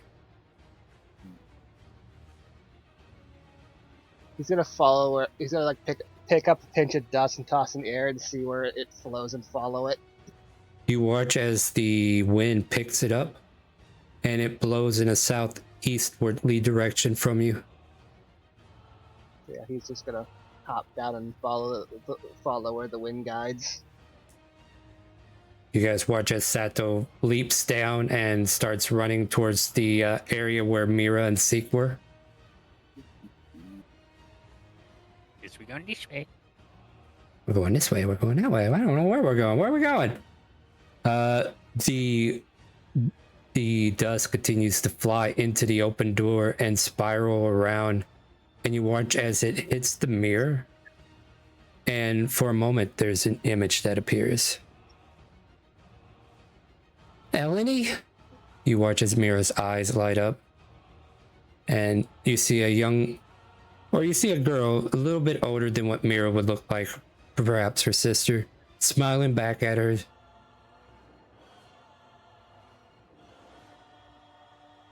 She doesn't say anything, but she is present there in the mirror. Mira stands before the dressing room mirror with a bit of a shiver to her movements, like she's trembling. And then there's a slight melody that fills the air around her. She reaches out to the mirror, and the mirror reflects a version of Eleni back to her.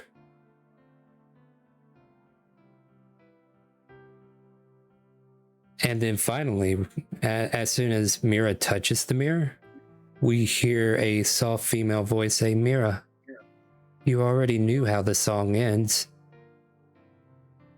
Mira just shakes her head. "No, I don't." And she says back to her, "You were searching for the notes when you should have been listening for what remained after them." Writing begins to appear upon a blank page, but only the mirror's reflection. The final lyrics read, "The wind does not return what it carries away, but it teaches us how to keep singing."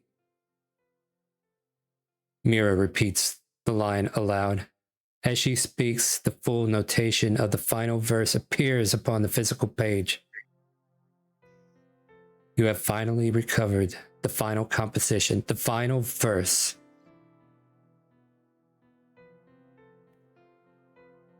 Yay. Yay. Sato's gonna grab the page and hand it to Mira. Mira holds the page, and Eleni gives her a soft smile and says, "Remember, don't leave your songs unfinished just because you're afraid someone might be listening." And she gives her a comforting smile and walks away into the further part of the mirror and then disappears. And you watch as Eleni just kind of breaks down, falls to her knees even, and starts crying, remembering what happened to her sister. "No, you pushed me away when it happened. But why couldn't I remember this before? Eleni, no, come back."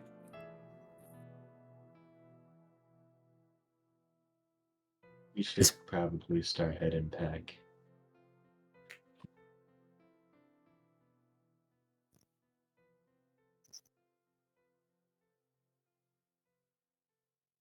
We're gonna give you some time to catch your bearings, though. You guys are very comforting, aren't you? Too bad Lottie's not here. Lottie's like the comforter. Well, Lottie, where are you at? Is she here? Hey, Lottie is here. Lottie, she's in row 20. She popped in Discord, but all right, she's not here. Oh well. It was in voice chat earlier too. All right, that's fine. Hey, Mira. Oh, sorry. No, you go ahead. You want to take a moment? Good. All right. Mira, I'm sure your sister means well, and like you said, your song has to be finished, and it would. And you know, you really should try it out. Who knows? You'll be amazing at it. Your persuasion check. Well, here goes nothing. Good luck. I knew something was gonna happen. Her emotions are just overwhelming her senses to the point where she doesn't even seem to hear you. all she can hear are the last words that Eleni said to her that were naturally encouraging her already. You think your words got to her, but they didn't. But you don't know that.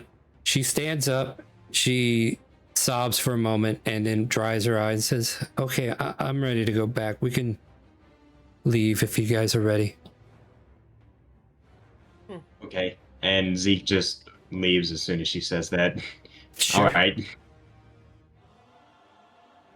You know what? I told this thing that you guys would be a lot faster than what it thinks. All right. So as you guys return back to the Ivanera campus, you return back to the dorms and House Clouds, and there's music coming from the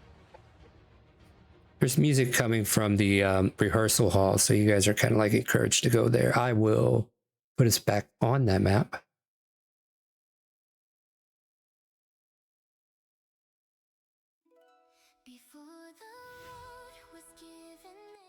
And then you guys hear melodies playing as the Cirrus 5 are on the stage. We found your papers. Rutabaga slaps you with the conductor stick and says, they're practicing. Ah, goddamn. But yeah, they practice for a bit, and then they take a moment and then come off the stage. Eris greets you guys quickly. So, how did it go? And Mira, who has the paper still, hands it over. And then finally, the full composition is back together. Noctis examines the final verse as she kind of like comes up from behind. And she smiles, saying, it's complete. And you watch as the 5 of them jump on the stage. Let's give it a shot, everybody. All right, guys. Listen closely, and they start their song. Where the first wind blows. And outside, every wind chime and Ulu Badak answers as the song bellows. Melfina, who is still with the group, quietly turns towards the sound. She says, that's how it was supposed to end. Yeah, we know that, kid. The caretaker gently leads her back toward the other children because you obviously are not who she should be around. She's losing the touch. The Cirrus 5 must now rehearse the resort composition. The orphanage children will be the festival's guests. Mira must decide whether she is ready to participate as she stands there listening. And the lost ones are offered a place at the festival procession. I mean, you guys want to go to the festival, right? Sure, why not? Sure, why not? This will be next week, by the way. So we got a long time to kill. So come up with some nighttime shenanigans, I guess. Oh, Angel's here. I will say like it's like 4 in the afternoon, so you guys can go do some other random stuff in the meantime. We have Kazuya's winds have begun behaving strangely around Melfina. The tuning fork seems to reveal things. Okay. For the first time since this unfamiliar year, the lost ones have not merely uncovered something that was lost. They have returned it. And tomorrow, all of Ulu Badak will hear what they found. All right.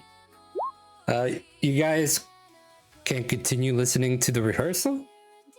You can chat with NPCs. You can go find out what's going on with Kasumi and the other two, Shang and Raijin, if you like.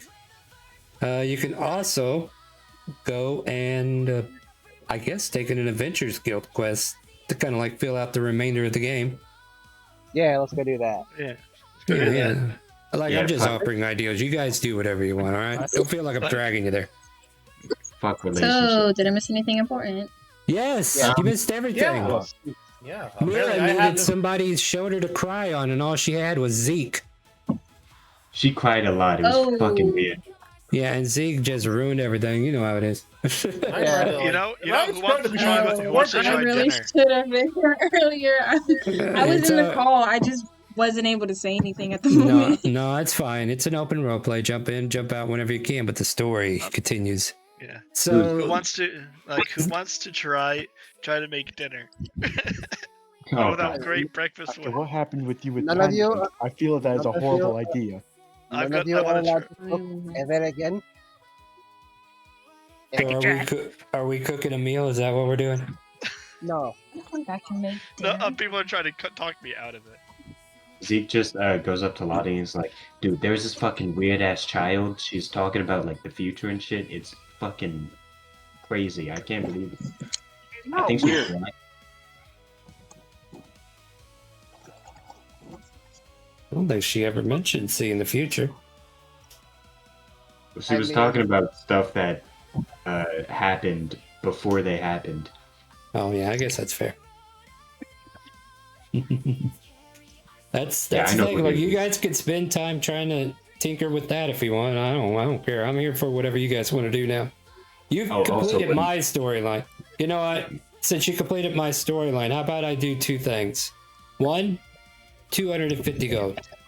Yeah. DM has rewarded you for completing the main story at this point. And two, level 2. Let's go. That way I can give you more dangerous things that'll get you killed for sure. Oh. Angel, you remember how to level up, right? Okay, go to where your name and your details are at the top and click the red anvil. You know, I made a video about this. Yes, She would not have- You most likely did. She watched it, she just didn't remember. Yeah, well, this isn't the time to be reminding her how to do it. Really? Let's see here. Average. Milestone is now level 2. Look, at least you get average, because I'm gonna roll and I'm gonna get a 2 and get stuck with that. Well, good luck. Yeah, I got You ready? 7. I got 7 on it. Oh, hey, you're fine. That's fine. Adam can reroll because ones are rerolled. Wait, who the fuck is Fizzy You can Sparkle reroll. Starry Strike? What? Who the fuck is do I roll Fizzy another? Sparkle? Do I It's roll gotta be again? Ren. It's gotta be Ren. Oh my god, it's Rin. You can reroll again, Adam. There you go. You can keep that one. It would just suck if you got 2 at that point. Rin, right as you joined, like right before, I literally said, who the fuck is Fizzy Sparkle Starry Strike? What? I know, I heard. What? Yeah. How's it going, Ren? Good to hear you again. Oh, hi. It's been a while, Ren. Yeah. We got an exciting season already developing. A lot of fun characters. 21 HP. Me too. Me too. Um, Me too. I'm at As you- 13. Oh, you know what? Yeah, I'm gonna die. Oh yeah, I need to level up a couple characters as well. But outside your door, you can hear bickering. I really don't want to deal with that, but I feel like it has to involve us somehow. And Zeke's gonna walk out and just peek out of the door. You see Shang and Raijin just kind of like standing there talking to each other. And Raijin has a book in his hand. He's like, "Why do you keep interrupting me? I was in the middle of research." And she goes, "No, we're going out to practice. Here, take this and let's go." And she throws him a practice sword. "But no, come on, Raijin. You can't be stuck inside all day. We must practice." "But I'm a wizard. We don't use swords." "You know full well that your father and your mother are capable weapon masters. You can't tell me some of that did not rub off on you. Now come, show me what you can do so I can hurry up and beat you." Look, the Oh. kid's a fucking nerd. He hasn't got any skills with a sword. "Oh, gee, thanks," he says to you with a bit of resentment. Yeah, no problem. He goes, Maybe he has some skill. "Indeed," Shang agrees, and he's going to show them to me now. "Come on, to Look the at him. yard." And she starts pushing him out the door. But. And unless you guys follow after, they just keep getting, she keeps pushing him out into the courtyard. Look at him. He's built like a toothpick and he's got flat feet. There ain't no way he can use a sword. And then, so then eventually they take their positions now. And she pulls out her practice sword and holds it like, she usually uses rapier. So she's got it in a slight rapier position. And Raijin, he grips the handle with two hands and says, here we go again. He grumbles as if he's not like his spirit's not into it. What was that? Nothing. Let's get this over with. And the two of them start clashing. And at first, they look to be on equal footing. And you can see Raijin's just sternly looking at her, showing her that he is capable of swinging a weapon if need be. And it causes Shang to smile. And then eventually she fences his weapon out of his hand and puts her wooden stick's edge up to his throat and says, there, much better, you're improving. He grumbles, how's this improvement? You still beat me. She just shakes her Are they gonna head. end up dating or something? I'm like, Yeah, is this how nerds flirt? Kiss already. Kiss Are they already. fighting or is it perfect? I am unaccustomed to this. I can't be the only one feeling this right now. Shang raises a brow. I don't know. Are you saying that in character or is that above table? No. Oh, no, Saka would definitely said, are they fighting or are they flirting? I cannot tell. Yeah, Z just goes, is this how nerds flirt? I don't get it. You watch as Shang and Raijin just kind of like continue talking about that little spar they just had, and instead of putting him down or anything, or like just laughing at him, you hear a serious tone in her voice, like, you know what you did wrong, but on the foremost, you kept up your defenses. You were able to deflect most of the blows. I could definitely tell you've been trained well. And she just seems to have admiration for what little he can apparently do. Yeah, thanks. I guess I get that from my father, but still. Indeed. Well, and she kind of like puts the sword up to her shoulder and kind of like puts her back to him and says, that was fun. Let's do it again sometime. And she struts off, smiling. And yes, that might be them flirting. Who knows? Zeke just looks at her walking away, looks at Raijin, and then just goes, you two have issues. What are you talking about? She's just frustrating. I can't stand how she keeps doing this. Like, I'm constantly in the middle of trying to learn. And he kind of like sighs as you do the to him.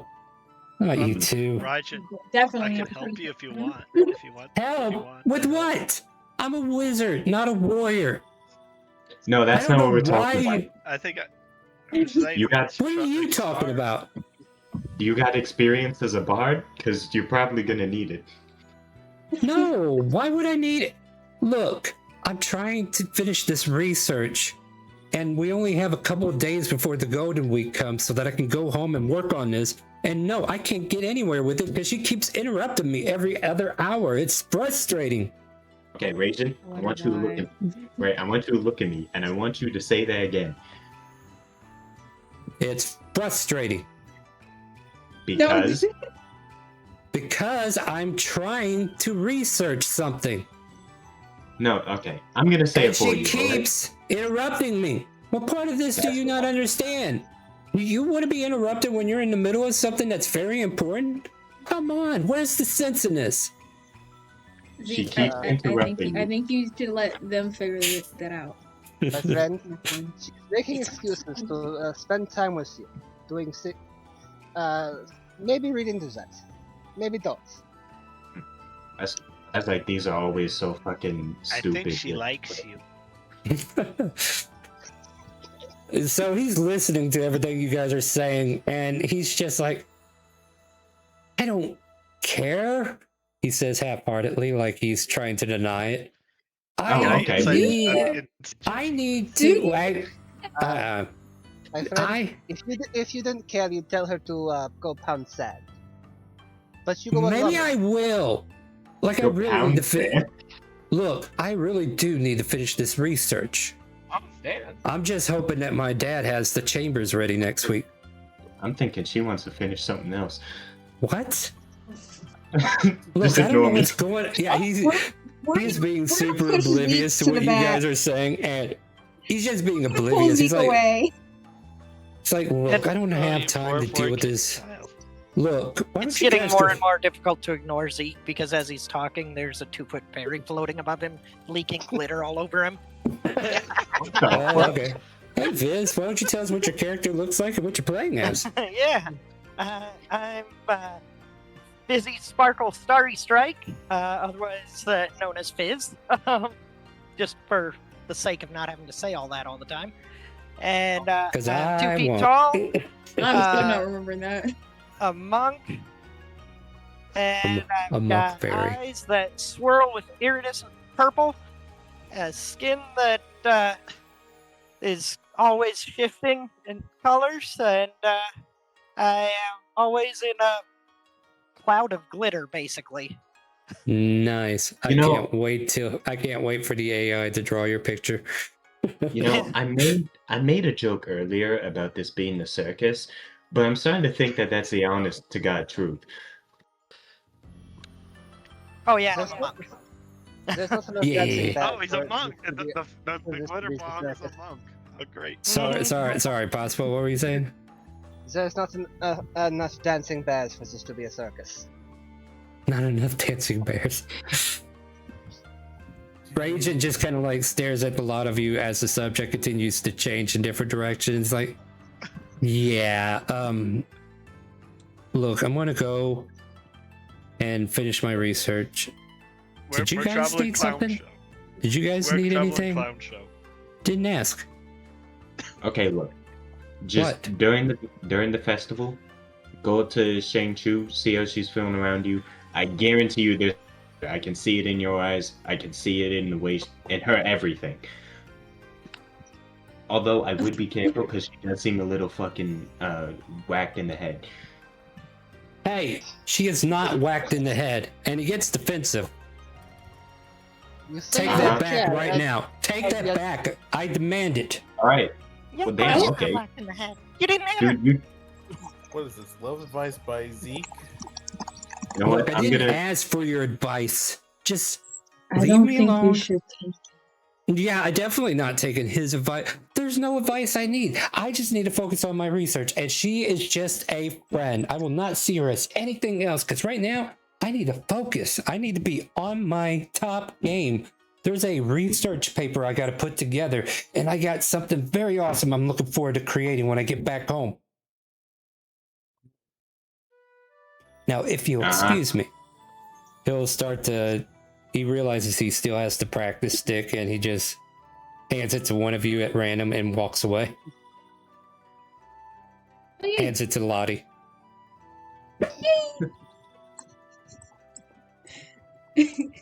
I wave as he leaves. Yeah, he leaves and goes back to putting his nose into a book and trying to research whatever it is he's researching.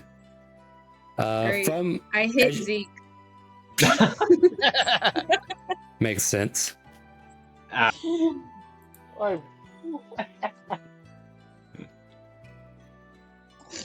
You know what? Fine, I'll take that. I guess. After Raijin walks away, Kasumi seems to appear out of a shadow and says, "Wasn't that cute?" Where the hell did you come from? Wait, who? Wait, what? I don't know Kasumi. if cute. I don't know if cute is the right word, but is it me or are they?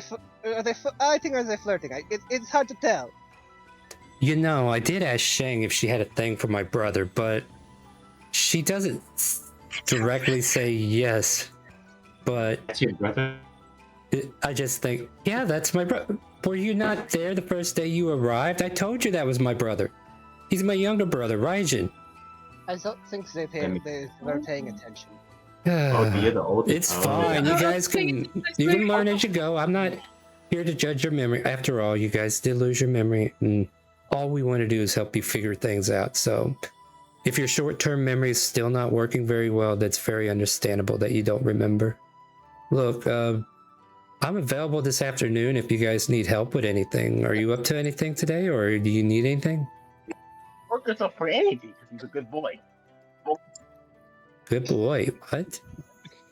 He's That's our dancing bear. That is not a bat. It's a I'm metaphor. gonna start juggling. I'm gonna try to start juggling. I'm just gonna randomly start juggling. Acrobatics? There's no Okay. way. Alright, this is a circus. Well, 12. I guess it doesn't look clean, but somehow you manage.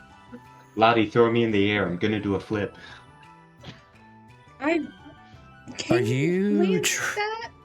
Yeah, because Timmy's like, are you trying to impress somebody? Like, okay, let me get this No. straight. Are you trying to be hot for someone because you're trying to show No. off right now? Is that what's going on? No. Don't No. worry, Kasumi. Oh, it No. is. Oh, it so is. I could tell. I'm going back to my room. I'm leaving. She She gives you a tries to small- throw Zeke in the air, Bye-bye. but she's too short. Grabs you by Yeah. the belt and basically just gives you a wedgie. There you go. Kasumi gives a soft giggle and says, "Look, if you guys were going out on an adventure, I can definitely come with. Sure. I mean, That sounds like a Hey, good. let's go. Since the Let's just go DM check out recalls that you said you did want to go to the Adventures Guild." Let's mean- just go to the guild and find something to stab. Before we embarrass ourselves any further. yeah. A little late You for already done that, that already. but that's okay. I did not Uh, embarrass myself. There's no embarrassment. Vice versa. As you look upon Katsumi, you can see that she's carrying with her 2 wakasashis, a longbow on her back, and a concealed weapon on her hip. It's a lot of weaponry. Well, I, my dad makes a lot of weapons. Love it. I mean, Sada looks like dagger on either wrist, bow on his back, rapier on his side. It does Oh yeah, not she's seem got like rock- kunais across her chest too. So yeah. I don't have those yet. I was. I'm now realizing. I'm now And- realizing Zeke has a short bow, a rapier, and like 4 daggers. Yeah, see, you're armed to the teeth too. Why are you judging? That doesn't I'm- seem like I feel underarmed. Like I'm used to having so much more. You want Well, you got right 2 here? right there. Kasumi just smiles and says, "Well, I've been needing some practice today, so if we're going to do an adventures quest, let's give it a shot, guys." Yes, Let's do a quick one though. All right.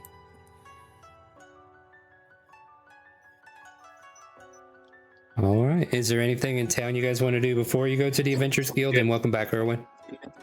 Hello. Why is everyone rolling for HP? Because we're level 2 now. Yeah. Was I supposed to roll for HP? Yeah, you can roll or you can just take average. Yeah. If you didn't roll, it'll just give you the average, so you'll still get the HP. Okay.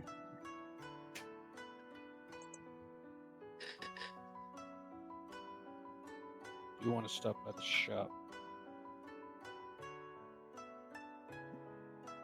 All I right. mean, we don't got some. Well, we No, could I still. just want to get a sling. Sling and just pick up stones. Yeah, I need to get some potions anyway. So All right. So for like the basic stuff, like for a sling, you're looking for like rocks. You could just look on the ground for rocks I know. unless you Just want as we're special going to bullets. the store, I'm just picking up rocks. Pick up rocks on it. Yeah. You actually find a cat skull nearby. Yes, it's on. I'm sorry. I'll turn it back on. I forgot you have 100 of these too. Does the skull fit on my head? Does the No, but skull- it does look kickable. don't kick the Are fucking we skull. kicking a cat? I kick it as Don't the- kick the cat skull. That's You're fucking not weird. there. Hush. I am just trying to show him the kobold tradition in my game, okay? Kobolds treat skulls like soccer ball. It's up to you if you want to do that. That's up to you. But going if to it the was Lord. Fizzard, he'd kick it. Yeah, if I was there, I'd kick that thing so far down, but I'm not even born yet. It hasn't been 11 days yet. Paradoxical cameo. Hush you. Shella gets to be in all the pictures lately. All right, now it's online. I think. Ooh, a shiny +1 weapon. Who do we give this to, I wonder? A shiny +1 weapon, and I. For Fizzy. All right, Fizzy gets a shiny +1 Short sword. needle that looks like a short sword. Yeah, yeah, basically a toothpick that Yeah. looks like a short sword. Yeah, Yep. yeah. Yeah. Yeah, it's basically one of those like sword toothpick things. Yeah, it's like one of them from the fancy drinks, you know, but made of metal. Yeah, you put those in sandwiches too.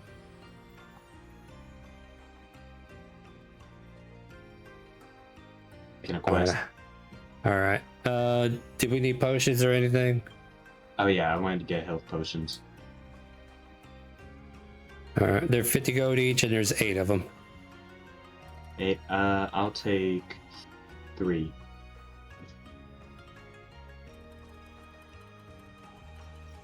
And did we get any? We didn't get any. 250 gold for completing the story without ruining everything. All right.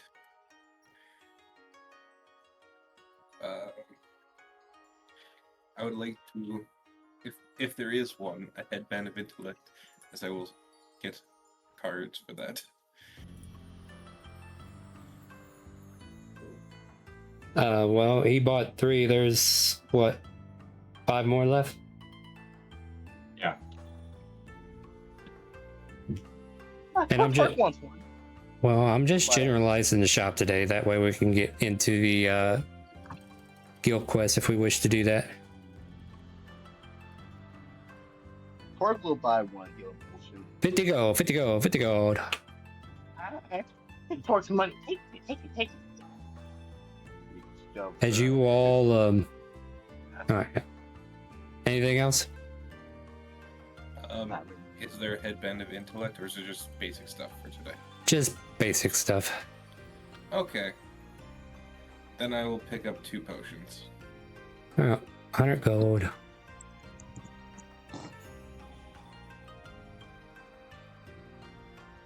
Lottie is also going to get one.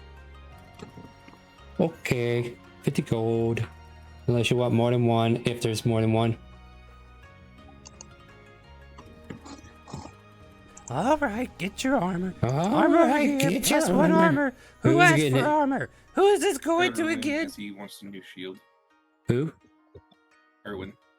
Erwin, okay, yeah. Sorry, Shayla was talking over you. Alright. Damn you and your shield. Alright, anything else, guys? Sato's gonna buy a bunch of darts. I don't remember the price. I think it's like 1 gold for 10, ain't it? Something like that. It's 5 copper a piece. So 1 silver for 2. Yeah. 1 gold for 20. Yeah. Yeah, there you go. I was almost right. Yeah, I'm gonna buy 20 of those just to have an even gold amount. Sounds good to me. That way, and if I lose any, they. Oh, sorry, guys. Let's see here.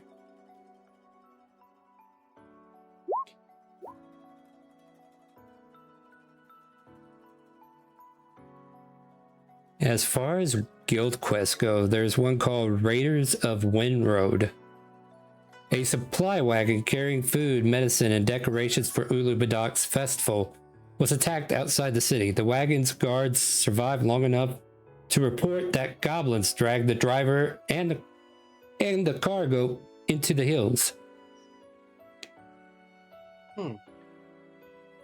Well, The, we mi- could the take this one. mission, yeah, and it says mission objectives: rescue the captured driver, recover at least half the festival supplies, eliminate, capture, or negotiate with the goblin leader.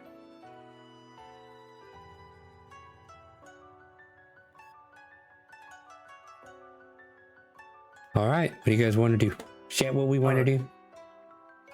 Oh, all right, guys. We could go after this quest because think about it. A festival without food would be kind of a disaster in a way. True.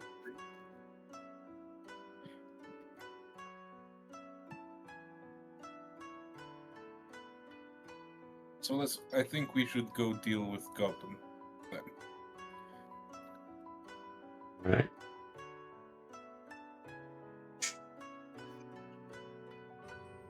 All right, I'm just setting up the battlefield. So if you guys have anything you want to talk about before you get there, feel more than welcome to do so.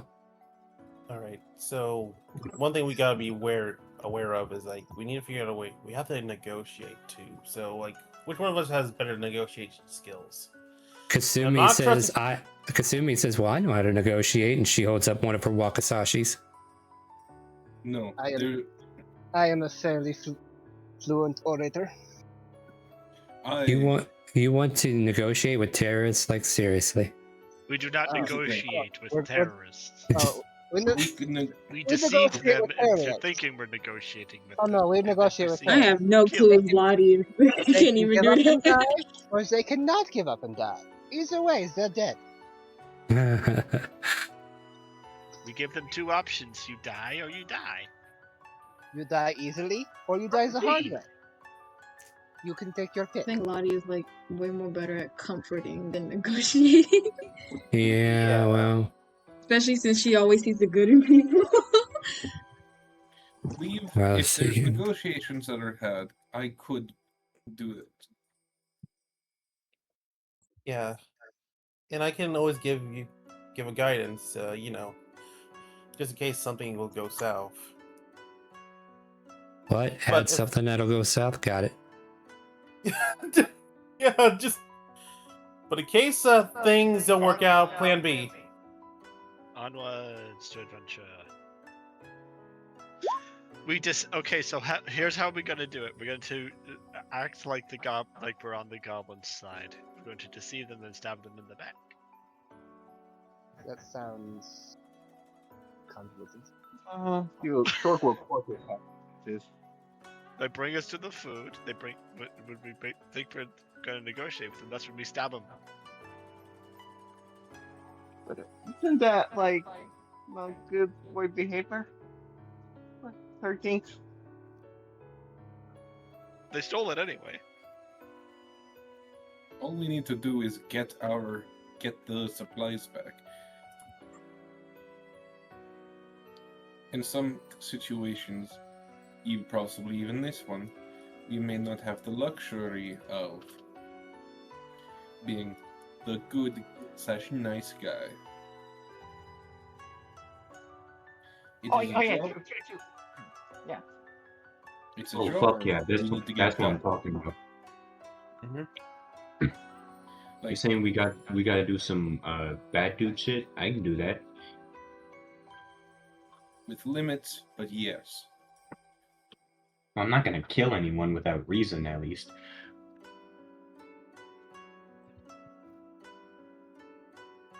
Yeah.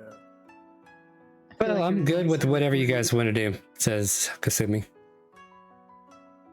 Alright, so what's the plan? So, my idea is if we can convince them to come out, like if we can see their boss, try and talk to him in order to give back the supplies, that's the best case scenario. If not, if we still manage to lure him out, ambush. I could try to use like intimidation or some shit, like spook him a bit.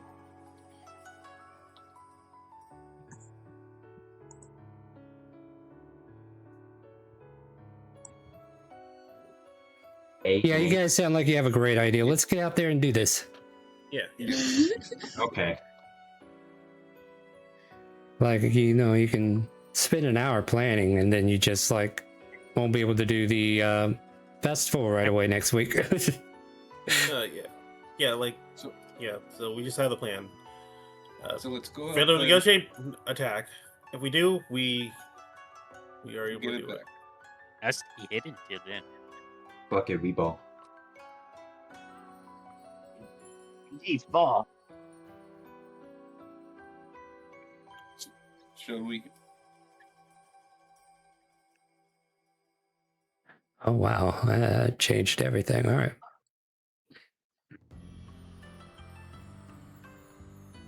All right, so you guys are heading out on foot.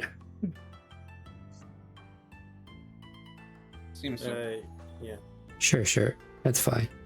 You start following the road. Like, you would have been given directions of where the ambush happened. Matter of fact, let's use the power of imagination for the moment, because I'm putting together the encounter.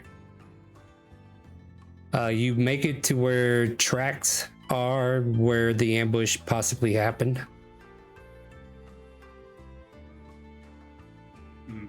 And you can investigate the area if you like. Alright, let's investigate the area. All right, give me an investigation, whoever's investigating. Not you. Love to investigate. You like to investigate? Give it an investigation. Are you looking up? You can roll survival. I need somebody to do something different because I don't want. Remember, we don't need everybody doing it. We just need maybe one or wanna two. Look for tracks. Survival. Irvine. Stealth? Nope, wrong No. click. Well, Torque got 15. Irvine got 16. So the pair of you actually see the tracks leading away from the road and off into the forest. And my voice better not come through that mic again, or I will come through that mic and pop you on the head. You hear me? Pop. Just kidding. Anyway, so yeah, you can lead the party into the forest, where I will make sure that you have a fun time coming through. I'm going to What? I'm going to go into What? stealth while we follow these tracks. You're gonna put the party at half pace if you do that. Unless anybody has a problem with it. Well, if everybody else goes at a normal pace, you'll fall behind. Yeah. Okay. Yeah. Just say. Never mind. I mean, don't get me wrong. Yeah, so If the whole party agrees to be quiet about it, then yeah, you can do that. What do you guys want to do? It's a family game. It's a game for your family. Yeah, I think we should just walk at a normal pace instead of like not sneaking around. Yeah, like you could probably start sneaking when you know where it is. With your survival skills, I will say you wind up about 200. You're about 200 feet away from a campfire that you see going up in the middle of a camp. Alright. I mean, everybody can start chiming in ideas at this point. What do you want to do? You want to just rush in? No. Do you want to just be stealth. I'm gonna try to be okay, stealthy? Yeah, let's stealthy. All right, group stealth. Let's go. Oh, okay. So I'm not stealth. Doesn't matter. Trust me. Damn. They try to hold your armor close so that it doesn't chink so bad. Torque just starts tap dancing, and you can hear the river dance coming through the forest. Like, I was just gonna walk straight up there. What is the Just- forest like? The river I dance? mean, technically, you and Torque are. I mean, I was about to say we could split off. No, you Yeah. can't. You already said it was going to be a group, so the group is most of the group is quiet. However, there are a couple loud members that are definitely bringing down the party. Should the quiet members sneak away from the loud members? No. Yeah. Unfortunately, No, that's not an option. Give me a stealth check, Lottie. And Ida, I think you're in heavy armor too, aren't you? Lottie put No, I BRB. I didn't pick heavy armor. Sorry, Lottie already did it. No, they said BRB. Well, they said they're back now. Oh, they're back. It's not. I'm ahead of you. I got you, Ren. Don't worry. I got you. All right, cool. Yeah, majority of the party just steps on branches, loud as fuck. The other 15 of you are like, shh, but the other 15 are like, what? I'm sure this is fine, guys. And Kasumi just goes, I never expected us to be quiet in the first place. Besides, the only goblin that's worth having around that isn't civilized is a dead goblin. You know, kill these fuckers. Yeah, this is kind of reminding me of this scene from Invader Zim. I I'm was thinking Monty the Python. turkey the I'm thinking whole Monty time. Python. Thinking Die Hard. All right, are we gonna sing the Doom song or no? All right, hold on. Let me get you guys on the new sheet that I have. Where are we? Right there. All right, here we go. Whoop. Do. All right. You don't have to sing anymore. I know how it goes. Yeah. There you go. I'm good. No vision. Throw your. I fucking hate this map. Everything is So pitch dark. black for me. It's Everything is alright, black. Everything Everything is is awesome. No, everything is awesome. Everything is cool. I don't think you should finish that rendition. Everything is Everything is awesome. awesome. Backdrop. When you're living Part of our it. I heard my dreams. own voice and I hated it. What the hell are we doing here, guys? I don't know. Whatever we want.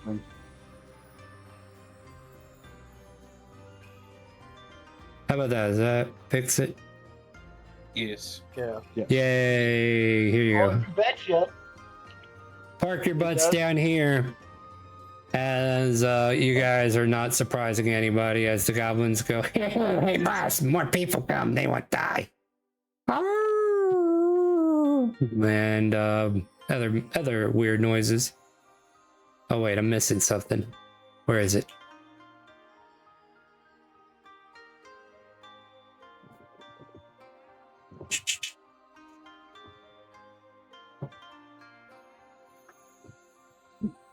That's a few goblins.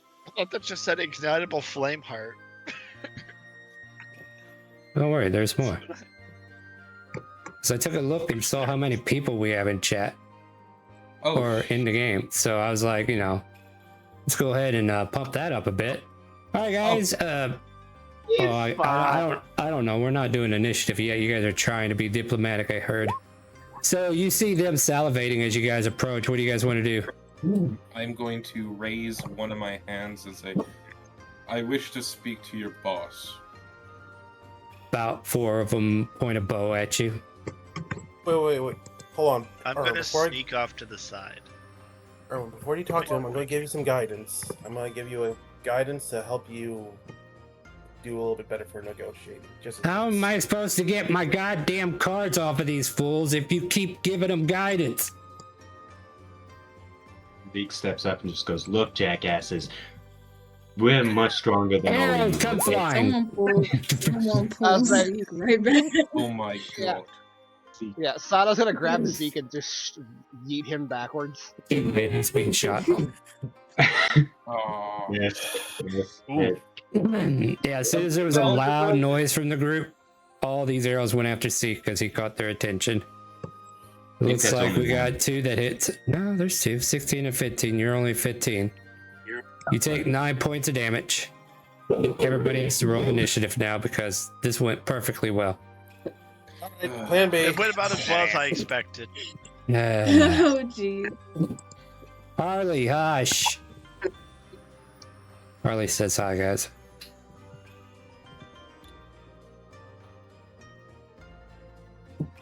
Also, you guys hear swearing and cussing coming from one of the tents. Did I do something wrong? My monkey stuff isn't applying to my AC.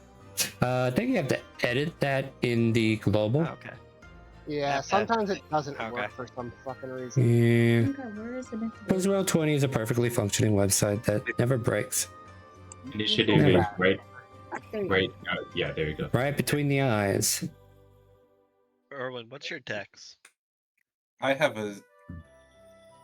quite literally, it is 10. Oh, I need a No, 11, reference. my bad. It's 11, my bad.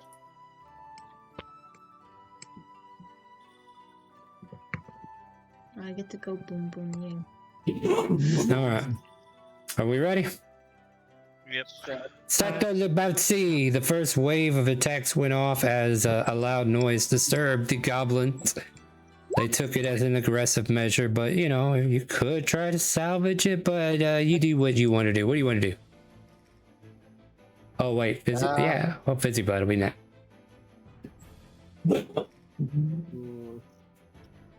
So I was gonna take a step forward and yeet a dart at this goblin 5 here. Okay. Excuse me. 15. Hold on a second. I'm trying to move. Where did he go?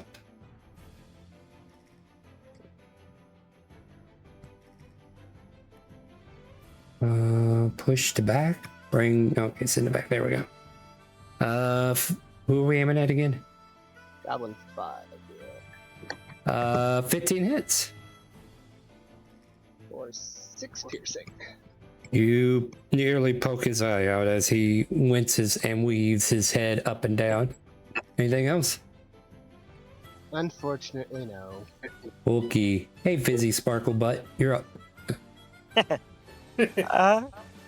Fizzy's gonna fly right up to this thing, just like a foot off the ground, and start buzzing around him and poking at him. Poke away. Punch him in the ankles. That pokes. You poke him through the other eye and he falls over dead. Sweet. And then gonna go over here and use my bonus action to unarmed strike this one. Swing away. The boss, that is. That actually hits.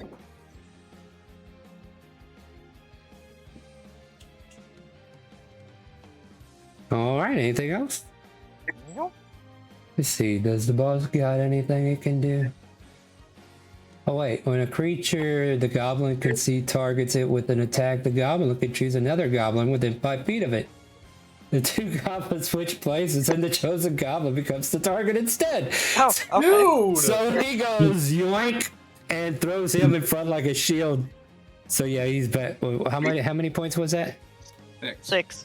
He Right, so uses let me his give buddies as a standback. That's Yeah, so yeah, funny. and this guy gets punched in the gut and nearly dies from it. That's funny. All right, okay, Kurt.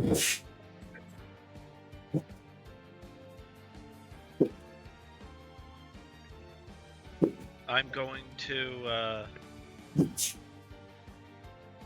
Harley's telling you to hurry up. He wants to go by whoever's outside in the butt. I'm gonna go and I'm gonna take a shot at the wolf with my I got numbers on these guys, so make sure you use numbers too. Wolf 2. Go for it. Hit. You pissed this wolf off. All right, we have bonus action. Hide. You can certainly try. You think you're hidden. You pull your cloak over your face and you're like, ah, I'm hidden. And then this wolf comes bouncing after you and says, no, you're not. But he says it in wolf, so you don't hear woof, woof, woof, woof. And it bites you for a 16. Miss. Erwin, you're up. So, since we now have spells, I'm able to use my Deck of Many Things Meta Magic Quicken spell. Oh, yes, you are. Yeah. Yeah. As a reward, I'll allow you to do that for 3 weeks. For what? I'll let you use it for 3 sessions. Perfect. So, I'm going to Quicken Spell Bless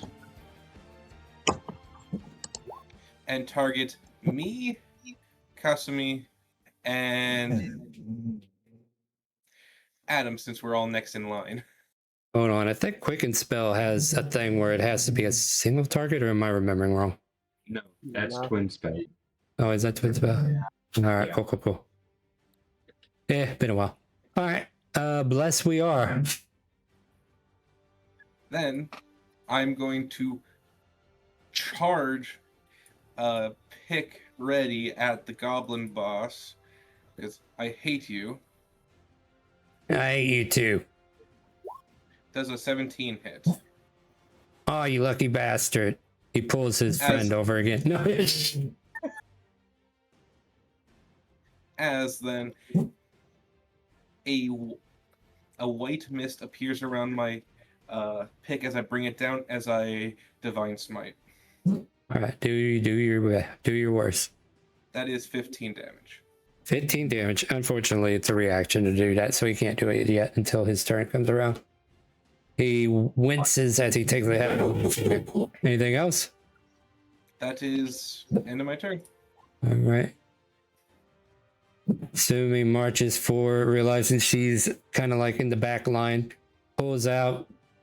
She pulls out something. I don't know yet. Let's see. A gun. She pulls out a gun. Call an ambulance, but not for me. She aims for one of the goblins, but misses. Pull out a Glock?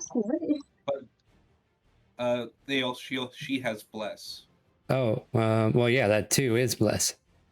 So wait, that's 15? archery style. Never mind, never mind. Yeah, Oh, no, that's her archery. I forgot her archery style too. Bless is what, 1d4? Yes. Yeah. For a total of enough. That does 10 piercing, killing that one outright. And because she is an upperclassmate, she gets another attack. Damn. Really? Yeah, really, because she's an upperclassmate. You guys picked the noobs last time. Ooh.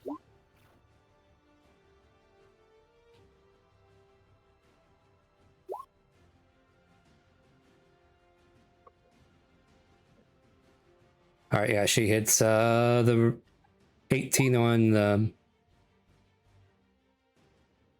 or 11 piercing, and you guys watch as the goblin boss is like, wait, we can make a difference.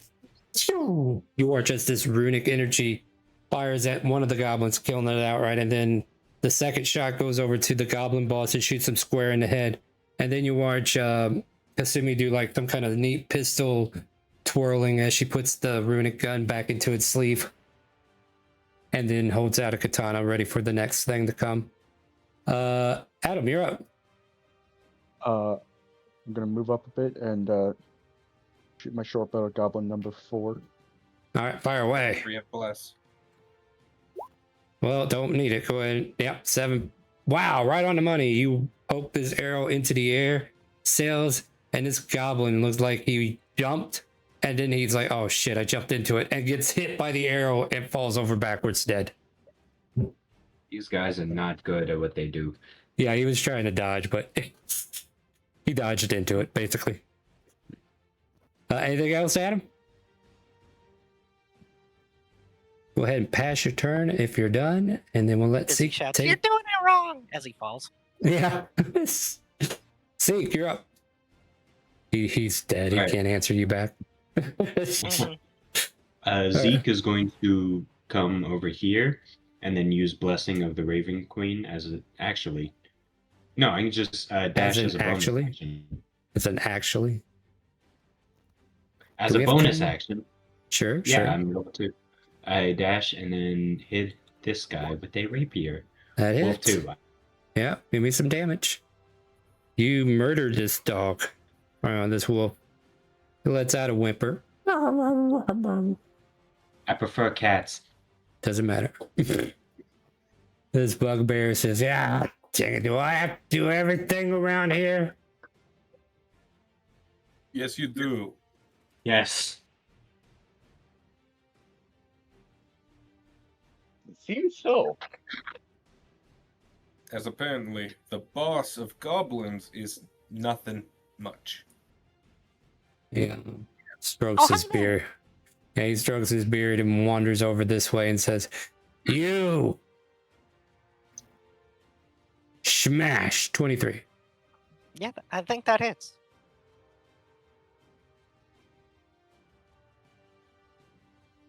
Hold on, I'm trying to post this. I think that's figured into it. It is. Oh Yeah. God, ow. Dang, Yeah. that's mean. Yeah, you watch as one of these points on the Morning Star clips into your torso region, and you kind of like float down with the Morning Star, but it still lands its damage for 15 piercing on you. Yeah, a spike the size of my entire torso. Yeah, exactly. Right, he about put one right through you. Lottie, you watch as our fairy friend nearly fairly falls. I'm going to give our wonderful furry friend that health potion I got. Well, you got to get up there first. I know, I'm like struggling to move my screen. Well, remember, left click, hold, right click as you're holding it will give you a mapped out direction and show you how much movement you're using. There you go. Are you giving them a potion to use, or are you just handing it to them? A healing potion to use. All right, that's an action to use it on someone. Unless you're just handing it off. I'm gonna hand it off. A potion the size of you, Fizzy, gets handed to you. You nearly fall to the floor with it. Oh, it's right. fine. I I'm not forgot. falling to the floor because I'm still stuck to the mace, probably. It's basically a magnet at this point. The potion's being put in your hands while you're still stuck to the mace. I found these Yeah, potions. he's like of waving it healing. around, forgot like about stuck on the him. spike. Here, you can have it. Sergeant Baker's giving somebody a potion of healing. Hey, Lottie, you get a potion of healing from Shella. A red scale kobold pops through the fourth wall and says, "Here, you can have this. Found it in my closet. Don't need it anymore. Everybody's already dead." And disappears. Okay. All right, so you got a potion. You gave a potion. That's your bonus action, or I guess an interaction with an object. So you still got your action if you want it, and a bonus. If you have any more movement, you can move up. Situation until everybody decided to kill everything. You know what? Remember, you're not a healer. You're a killer. Remember? Yeah, you're a barbarian. Yeah, you shouldn't be worrying about how much people want to stay alive. If you want to die, you should have been a cleric. Nobody, a barbarian shouldn't be worrying about health. Not even their own. What are we doing, Lottie? Toss a javelin, slap an axe. What are we doing? Punch someone in the dick. Goddamn move. Well, just tell me what you're doing, and if you need help, I'll move it for you. All right, cool. This thing. Where Swing. is- Yeah, I'm trying to find my little. It's in the middle. Where head with this? There you go. That's a hit. You're supposed to be swinging your +1 great axe. Oh yeah, you should probably go click that other one. I'll give that is oh. She didn't rage though, so whatever. only 14 damage then. Yeah, we'll put 14 on there. Anything else? That is. Goblin will shoot Lottie because why not? Because they attacked Bugbear. You attacked our leader now, and you get shot for 14, which hits. Wait, you're 'cause a new leader? You take 5 piercing damage, Lottie, because you did not rage. Ida. Okay, alright. Edda. Damn, I accidentally grabbed Erwin's name by accident. I was trying to move. Alright, I'm gonna do Word of Radiance on the Bugbear.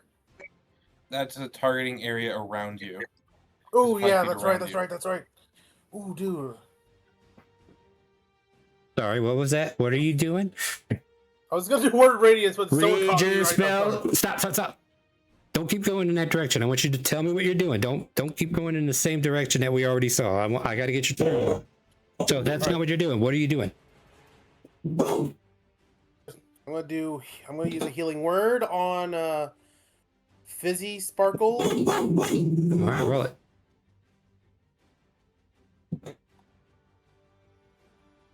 Four plus your what? Yeah, 4 plus 6. 6. You get 6 health back. Because he's a life domain piece of cleric. Sorry, my throat got stuck. Anything else? Because you still have an action. Alright. And movement. I'm gonna movement? Yeah. Do something. I'm gonna pass. That's not something. Moss, go before I kill him. Okay, you said move. Yeah, like you said. I said do something. What I meant was you can move up and attack with your melee weapon still. Mm-hmm. Move over here. I'll Oh, shoot Wolf 1. Ida's against us now. You gotta kill them. Oh, okay, go ahead. Wolf 1, got it. That's crit. Nice. All right, that hurts. Dang. That's it.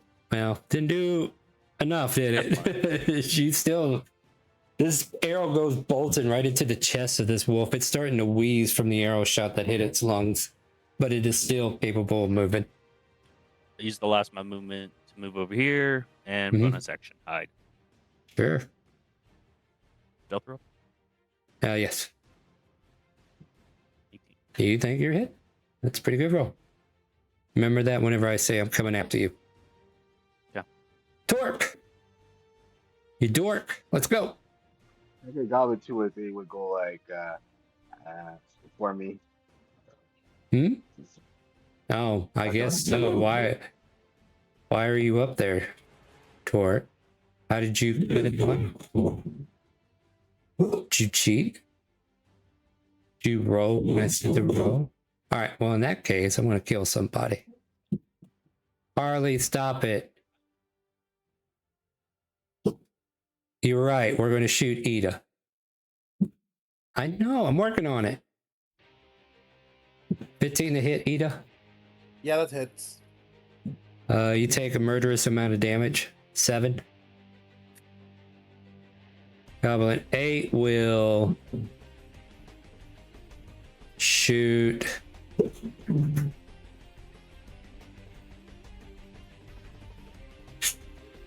Oh, you know what? I'll make this fair. I got 4 possible targets for this one. Looks like we're going after Erwin. Very well.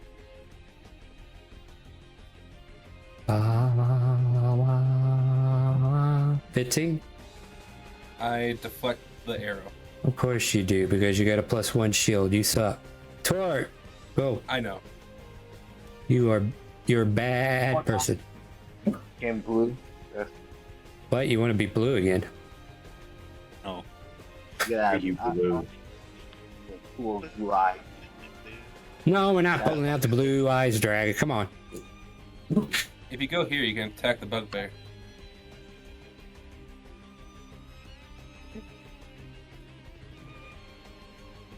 Nice. No, cool. I like that one. That was cool. Oh, that one's even cooler. Yeah. Get him. That's Nate. Oh. Do you even get close to anything? He has reach. Yeah, apparently not. You missed. All right, is that it? Nah, my turn. All right, let me shoot Lottie. I miss.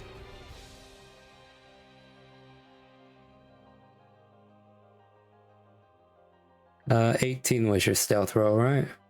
Yep. It growls angrily because it wants to find you. Cannot find you. So instead, I'm gonna go by. Say fireball? Uh Here you go. oh. No, Ren. Nobody said fireball. What are you doing? Goblin 6. Oh please. no. Okay, give me a second. I'm trying to bite somebody. Fireball. Lottie, I got an 11 on my attack. I think this is going to GM. For That's 7 like a GM. piercing. Yeah, it's fine. You don't have to see them all. Which one did you say? 6? Yeah, 6. Should be ready Dare to you? camp. I see. Yeah. How dare you? Cool if you did number 8 though. You would probably hit more. Yes, I would, but I would also hit Zeke. That's okay. So, Sacrifice we're willing to And make. potentially Torque as well. nah, they didn't need to stand there. Fuck it. I can take it. Nope, it's already been called, guys. Yep, Too I late. already called it. Let me roll the damage here. Let's see. Apply damage. Let's see if this works. You roll me. What are we at? Level 2? 2d8? 7. That's a pretty crap roll. Dang. Sure is. Let's see how this goes, though. No, secret available. You would actually hit all the goblins with number 6. Good job. You were measuring 30-foot fireball. Yes, 20 my foot. bad. I keep forgetting. Oh well. But I still get quite a few of them. Yeah. Come on, man. You don't You want get to enough, end it. What are you? You don't want to end the session too early, do you? Yeah, no. Please work. Fudge. Damage is not working. Whatever. What am I making? Deck saves? Yep. 4, 5. How many of them are? You know, I'm going to throw a bunch of numbers up and just count down. All right. 6 of them total. Yeah, so 7 will just heal. So if they fail, they just die. All right. You know what? That's easy. All right. So let's see here. That one succeeds, so he takes 3. That one succeeds, he'll take 3. And 3 fail. All right, so these 3 just disappear from combat. There you go. Ashes to ashes, dust to dust. And it is Wolf 1's turn. We bit Lottie. Did Lottie take damage? Oh, the roll. Lottie takes 7 points of damage and give me a strength saving throw, please.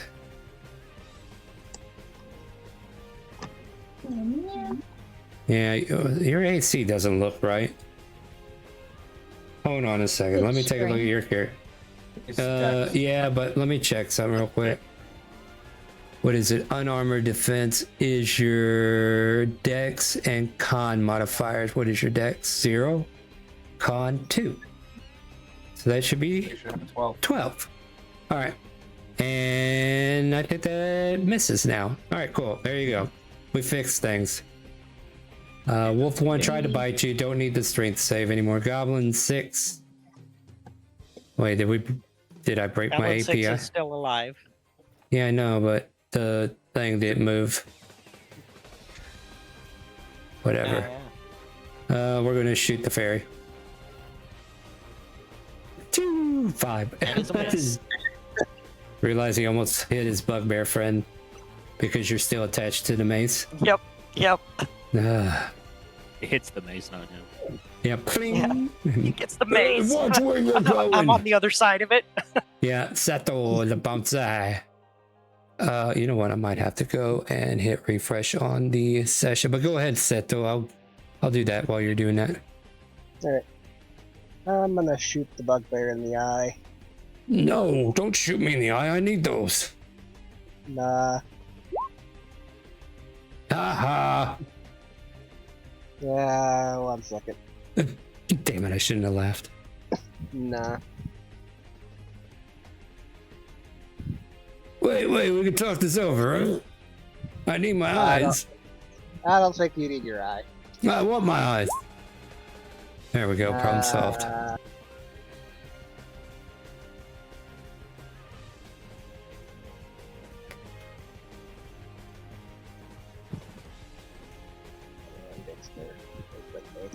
Oh, excuse me. Anyways. Anything else, or are you just Did pass? someone need an advantage? Here you Advantage, go for it.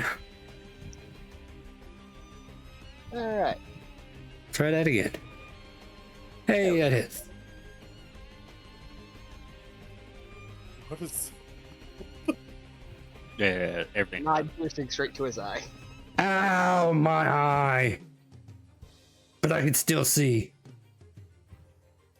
And now. breathe. Anything else? For now. All right, you can now detach yourself from the Morning Star, Yep. Fizzy.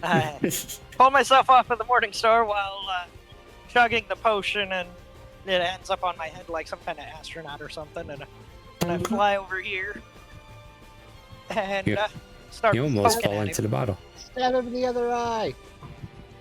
No, stop. That's my eye. Terrible. Yep, you feel good.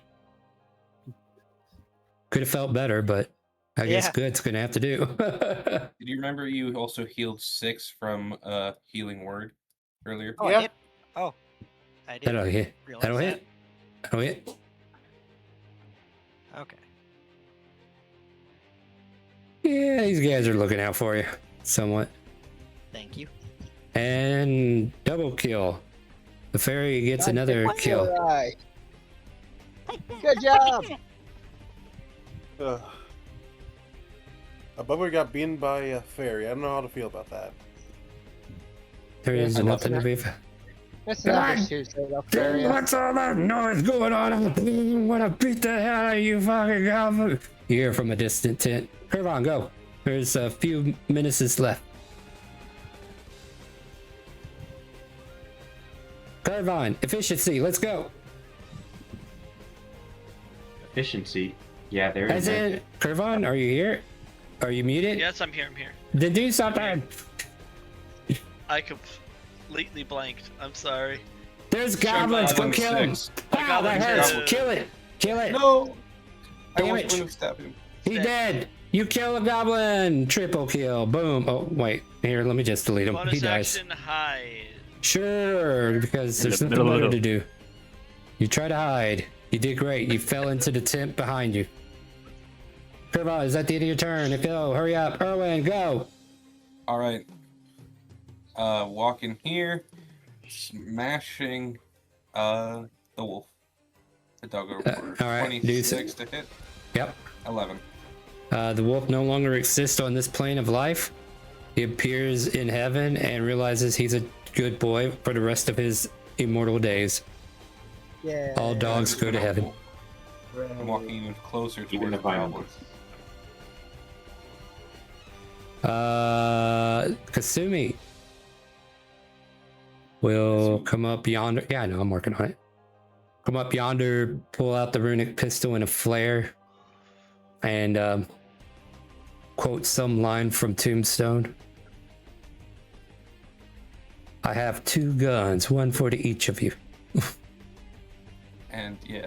Yeah. Those are the- Oh, you're rolling that for me? All right, sure. Yeah. They hit. They both hit. So first one, 14.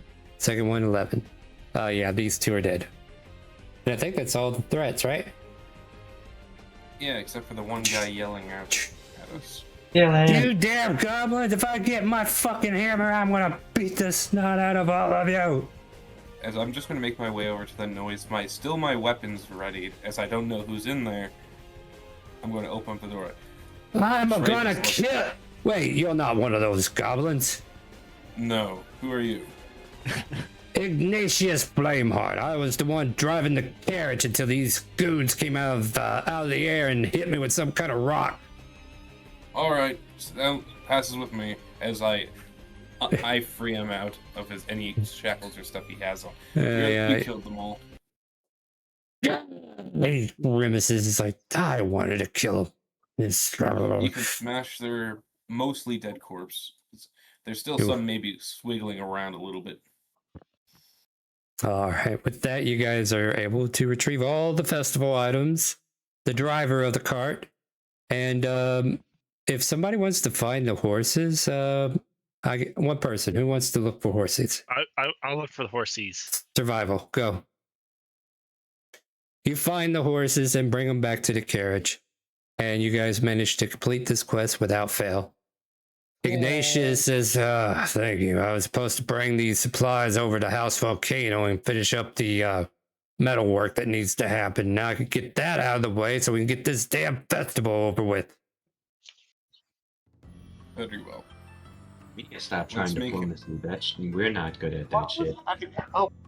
Hey, don't say we. We are terrible at diplomacy. You all get rewarded. You know what? Let's call it 150 gold for tonight's reward on that. Hell yeah. Yay. Because I've already given you a bunch of money earlier, right? Yeah. And now even Rin can have some money.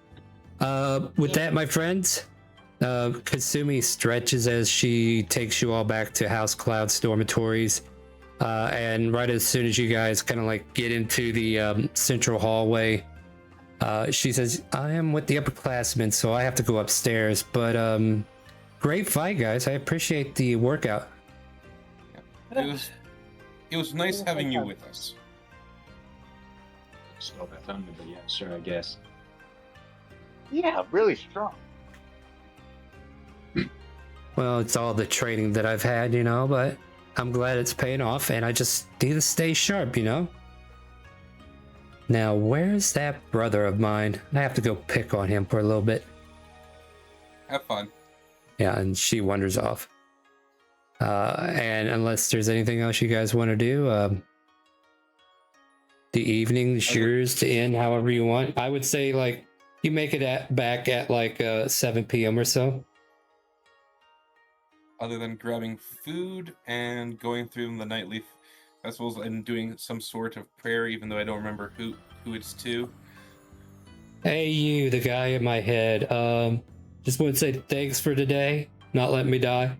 Big help. Sorry. Hey, big man, JC, shout out. Though it's always followed with a lit sensor giving off some mist / smoke. Sure.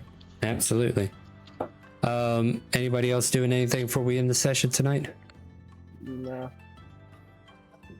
No, I think he's just gonna rest up for a bit. Yeah, and you're all welcome to. You return to the dorms that House Cloud has provided to you. Once again, Ivanera is not a school for you to attend. It is a base of operations until you guys get back on your feet and start recalling your own past.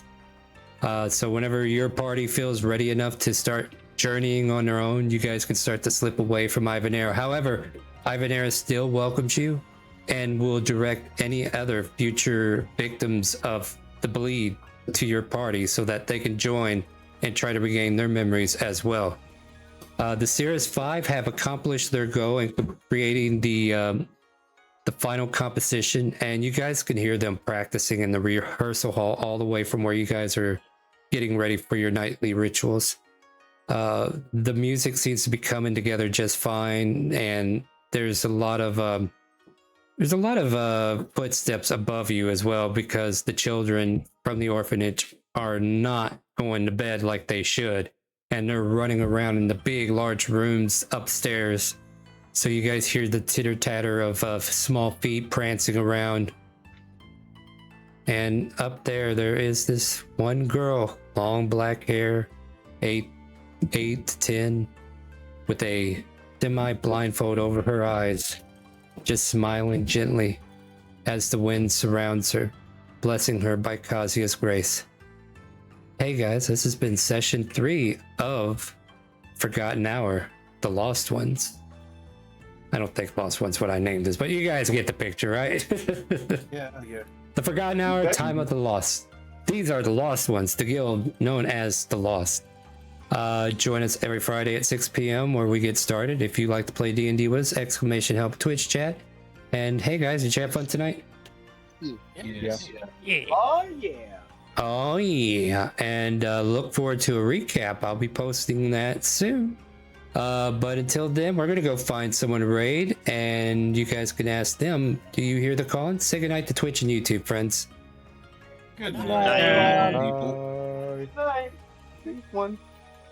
All right, guys, we're gonna go find someone to raid. Make sure you ask them, do you hear the calling? And we will see you whenever I have time to stream again. Definitely Monday. But other than that, I'll see you in the next one.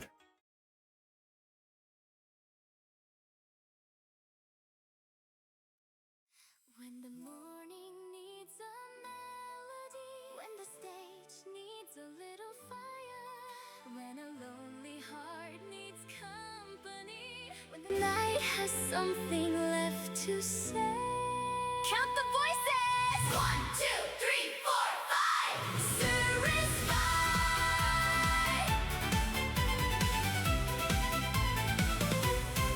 I'm Eris, welcome, ride the breeze. I'll lift your voice above the trees. Sky blue ribbon, silver wings. I lead the way when morning sings. If you're afraid to leave the ground, take my hand and trust the sound. Your heart already knows to fly. I'll meet you waiting in the sky.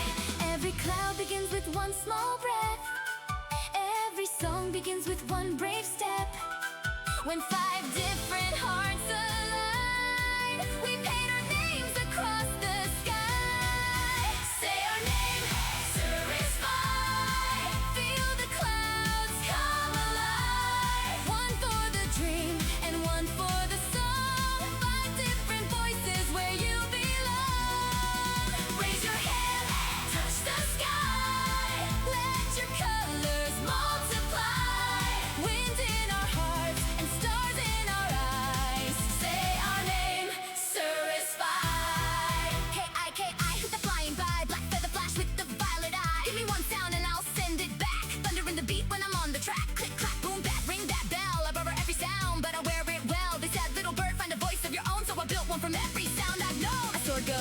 storm goes. If you cheer too loudly, I'ma cheer you back. Kiki, that's me. I'm Hinata, watch me burn. Every fall becomes a turn. Every challenge, every chance ends beneath my boots and dance. Sunset fire, crimson trail. I don't know the